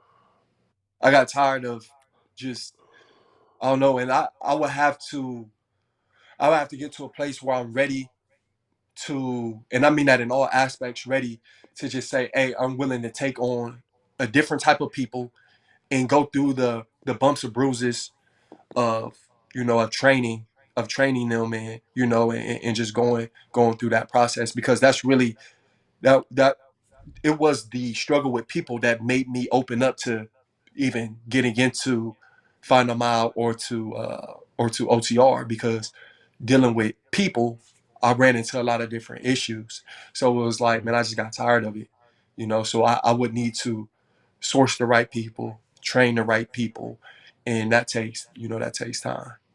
Yeah, I know. I dealt with it for a very long time, but I'm gonna keep it funky. And I never said this before. It was many years during the mid 2010s that I just wanted to quit, man. Oh, Uh, but that's what drove me to go hard. You know what I'm saying, and create an exit strategy, because I knew that the people, man, dealing with people was that's just the worst thing. You know what I'm saying? That's the way. If I could scale to 15 trucks again, I wouldn't. I wouldn't. I wouldn't, man. I wouldn't. You know what I'm saying? It's easy to say that now because I've seen success and I'm settled and things like that. Uh, but when I just have flashbacks of some of the things, you know, having to carry a people gun not with knowing, me, and you know what I mean? I like, bro, like I'm in a tough market. I'm dealing with felons. I'm doing, I'm running two businesses that are testosterone driven. You got people fight. Like my content, like I got so many years of experience that I got so much content. I got years of content. I could talk about stories of coworkers fighting on the truck. I could talk about fights that happened on the truck where they ain't called back to their neighborhoods, and I see a bunch of people waiting in the front parking lot, waiting for the truck to come in. They ready, you know what I'm saying? And Yeah, it's just having to deal with that, having to put pressure on people. You know what I'm saying? I'm dealing with a two businesses that deal with claims, and it's in my handbook that if you break it, you bought it. So people sign off on that, and then when they break something, you got to take their money. You know, yeah, you yeah, gotta you gotta handle that business. You know what I'm saying? So it goes from a business to a street, yep, and I have to go there. You know what I'm saying? And as you get older, you know what I'm saying, you get older, you get tired of it. So, I had to just put that exit strategy and just put it in play. And like, man, I gotta start putting all that money to the side. I gotta keep putting that money, gotta keep working, gotta put my head down, keep working, keep working, keep working. So I get it. And I've said this plenty of times on live streams in the past. I haven't said it recently. When you're doing this type of business, labor intensive business like this, it's a certain type of people that do this business. You're not getting college graduates. You're not getting people who can code. You're getting people that's about their life. You know what I'm saying? And, you know, it may start off good, but like you said, the same stuff you said, I've said. People start counting your money. They get jealous. They don't like to take authority. Even though you the boss, you cutting the check. It yeah, just comes to that time where, a person want to flare up with you. You know what I'm saying? yeah, Or you have to take somebody's money. You know what I'm saying? yep, I had a employee come on and talk about, Rob, how he got upset with me because I took I took his whole check. I took yeah, his whole check. yeah, You know what I'm saying? And yeah. man, his son, man, the If you could Kings, and tell, so so I gotta come to work. I got ARs, and we ready. It's whatever. But at the end of the day, who wants to run a business like that forever? You it's see what I'm because saying? it's stressful. It becomes stressful, and when you get older, as you get older, you just want peace. So I get why you don't want to probably go back And to this that. is I and this get is it. something to add to that. Like, you know what I'm saying? Mind you, like I'm going through all this, I'm transitioning, through all this. My process, I did not come on here to say that my process was perfect. My process was the right way. Because when I came home, when I was released from prison, the reality was I was a 1 day old adult in society. So I was essentially a baby. There was things I didn't Mm-hmm. learn. So while I'm learning the business, I'm learning about stuff that I should have learned when I was 18, 19, 20, 21, 22, 23. It's all, so I'm balancing all that stuff. So a lot of the ability to steward and a lot of the ability to balance certain things became overwhelming because not only do I have probation knocking on my door, but I have my dreams, my goals, my visions knocking at my door. But then I also have just the basic stuff that you need to know, right? Mm-hmm. Like, but Yeah. when I came home, like when I first came home, somebody told me to hand them the Allen key, bro. I was like, doing the move when I was doing the movie, I said an Allen key. But I never knew what an Allen key was. That's Oh how wow. that's what that nine took a whole look at me. You see what I'm saying? So I come home, like, so, just to bounce back to like to, people gonna say what they want to say, but I carried this. Like, man, if I was able to enter into the system, you know what I mean, at 16 years old and navigate that, right? And be able to figure that out. And Mm-hmm. there may be people in this chat, there may not be people, but I guarantee you this, nobody will ever say that Jarrell Smith did anything faulty, that Jarrell Smith never had character or integrity or honored or carried himself in a respectful manner. And because I was able to go through that season of my life, those seasons of my life with that level of integrity and wherewithal and determination, it doesn't matter if it's OTR, it doesn't matter if it's final mile, it doesn't matter if it's moving, it doesn't matter what it is. I'm going to figure it out. Like, I'm going to grind through it because I had no choice. And that was just a pattern. It's just who I am. So, uh, I can look at all the opposition because watch this. If I was to look at the opposition and say, based off of what people say, I wouldn't have bought a truck. My thing is this, I've been proven the naysayers wrong. It's people who told me I'm still supposed to be locked up. It's people who told me I had my probation case manager tell me that $14 an hour was too much for somebody with my reputation. You know what I mean? Like, this is supposed, you know what I mean? So I constantly hear that. So for me, learning isn't something that I'm ashamed of. Saying that I need help isn't something I'm ashamed of. Like, I know I need help. I know I need to get with Kirk. I know I need to get with you. Like, I'm not out here trying to say I got it. I want it. I'm hungry. Like, I'm hungry for it. So, I'm going to figure it all out as I'm transitioning. But being able to have your channel, being able to get with you, being able to get with Kirk and other people who are going to be able to help me, that's going to be my advantage. Because my advantage is that one of the advantages I have is I don't have no pride. I just have goals and I'm willing to do whatever it takes.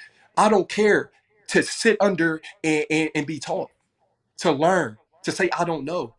Like, we as men in today's time, we struggle with that. Like, there's a lot that I don't know. And I would be a fool to sit up here and say I did 9 years, 3 months of my life, only been in society 2.5 years, and act like I know everything about business. I don't, but I know a lot. I've learned a lot and I've done a lot. But there's more, there's a higher level. And that's what I'm trying to attain. Like, I'm trying to get to that higher level. Do I know exactly how I'm gonna get there? No. All I know is I'm stepping every single day with intention, with focus and determination. What that looks like, I may make some bad choices, like going to New York for 1,200, but I'm not gonna do that again. You see what I'm saying? And it's not my end all be all. So I'm just grateful for my process and I'm grateful for my mindset. But I think that's something that we as people, we have to be willing to say. Like, if I'm gonna do something, I'm gonna commit to it. I'm gonna do it, and I don't care what nobody gonna say. I don't care what the naysayers gonna say. I'm going to grind, and I'm gonna believe in that what God put in me, and I'm gonna press through. And that's what I do every day as a 2.5-year-old adult in society. Let me see if there's any more questions. I'm taking all questions except from Axel. So anybody that got a question other than Axel, I, I Bro, ask it. he talking about you want to taste my Sicilian blood. See, he the type He person in the tweaking. joint.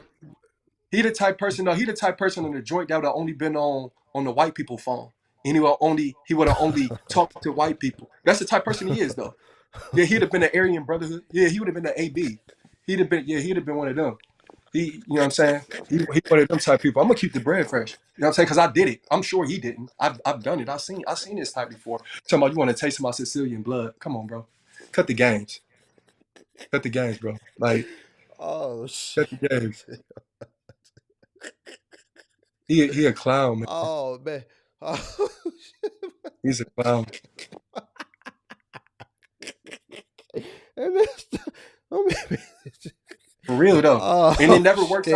it never works out for people like him, man. He just, he run his mouth and he only yeah. Oh damn! Hold on, man. He said no phone privileges. He said you would have had to join the AB. Oh, he would have joined the game. Yeah, he'd have joined the game for sure. You Damn. talking about he no he didn't. So y'all got the y'all jail system structure a little bit different than it is here. So y'all got the AB. Y'all got what the BGA. I mean the BGF.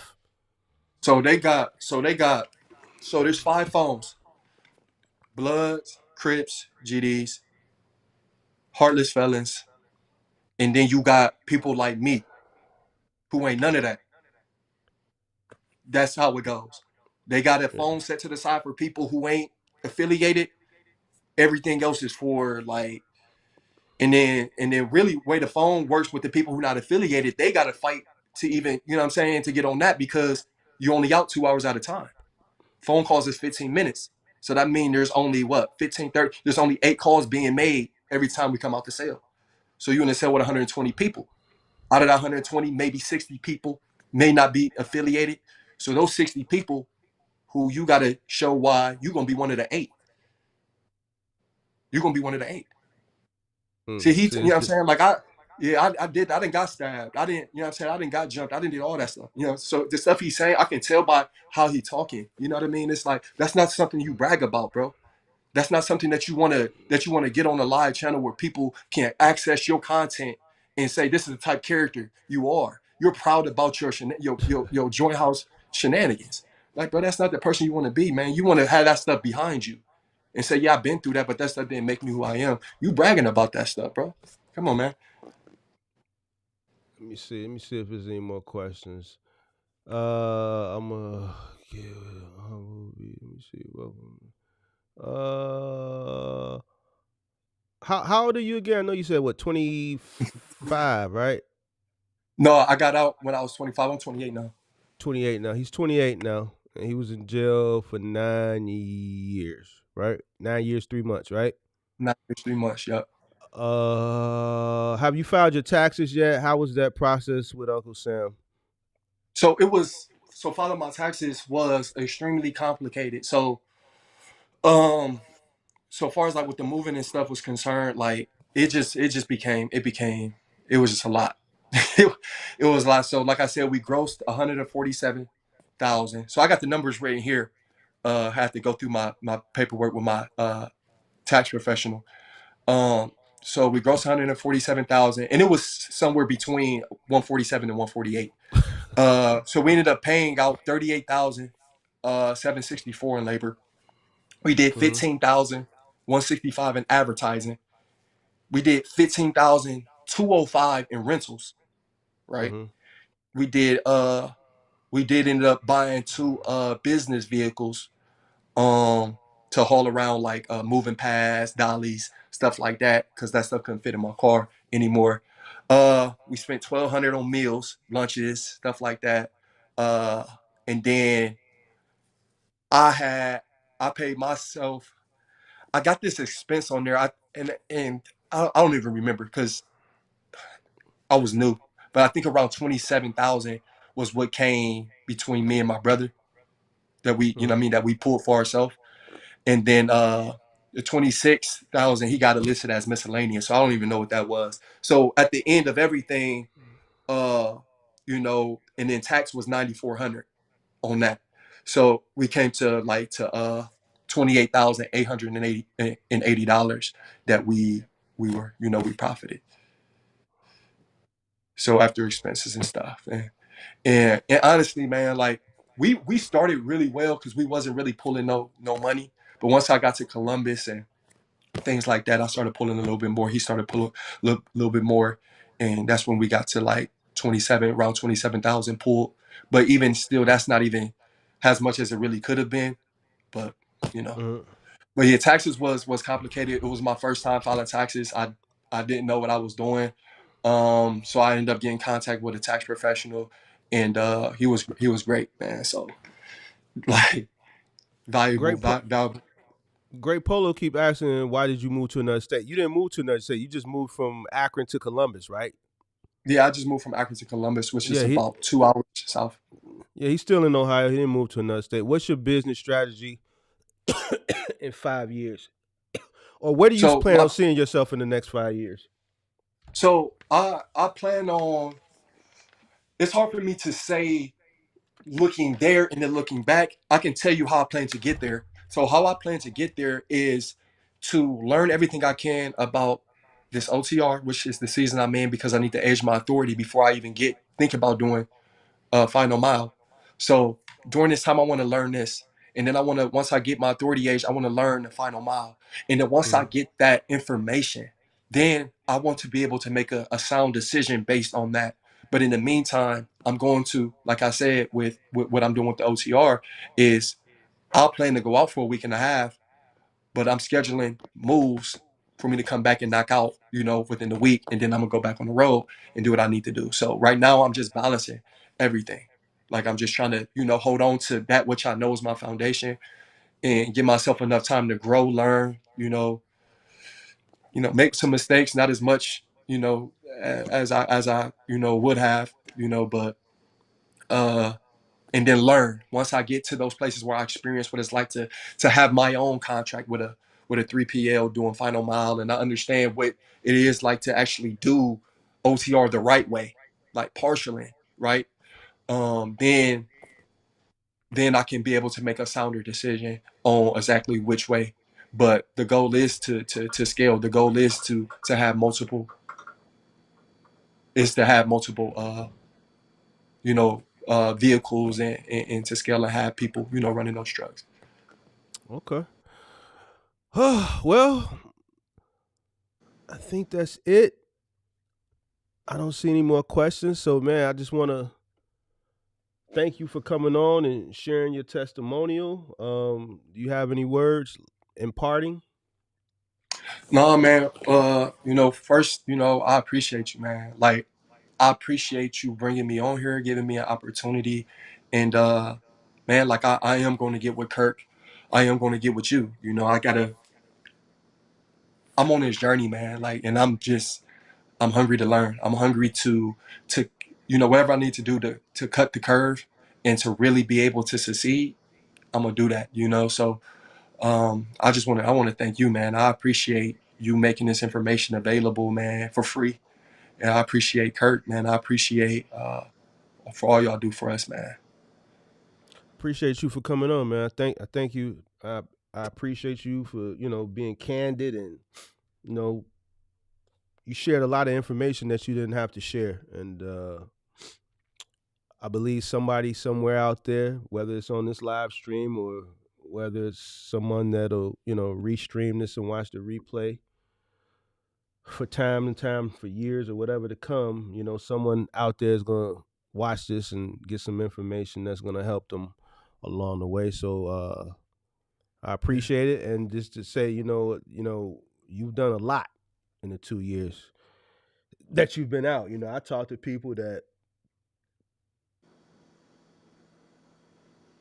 didn't come from the situation that you came from and didn't have to, getting incarcerated at 16 for 9 years and then coming back out into the world 9 years later, and everything that you've accomplished in 2 years, that's incredible, man. It's people that that have been out here that haven't Yeah. accomplished nothing. And I'm not talking about box trucking. I'm just talking about people in general. It's people out there wasting time. So you came home focused, and you've done a lot. You've done a lot. You know, based on coming from the circumstances that you came from. You had to readjust yourself to living beyond those walls. And like you said, when you came home, you didn't even know what an Allen key was. Yeah. So to reacclimate yourself outside of those walls and to hit the ground running, work, then start a business, and then turn around and start another business. Man, congratulations to you, man. You the real MVP, man. You are a um you are a testament within yourself, man. So hopefully someone takes your story and takes you as motivation for them to get up, get out, and get to it, man. So man, appreciate you, man. Yeah, man. I thank you for those words. I I receive them, and I give all the glory. Man, I give all the glory to God, man. Cause hey, man, if it wasn't for Him, man, I wouldn't even have made it through that situation with my, what I'm saying, my right mind. So, being able to come out and see that, man, it's God, man. So he gets all the glory, bro. So yeah. Appreciate you, man. So appreciate everybody, man. The link is at the top of the chat. If you want to come on and do your testimonial, every Wednesday, 7 o'clock. So can't wait to see who's up next week. Make sure y'all hit the like button on the way out.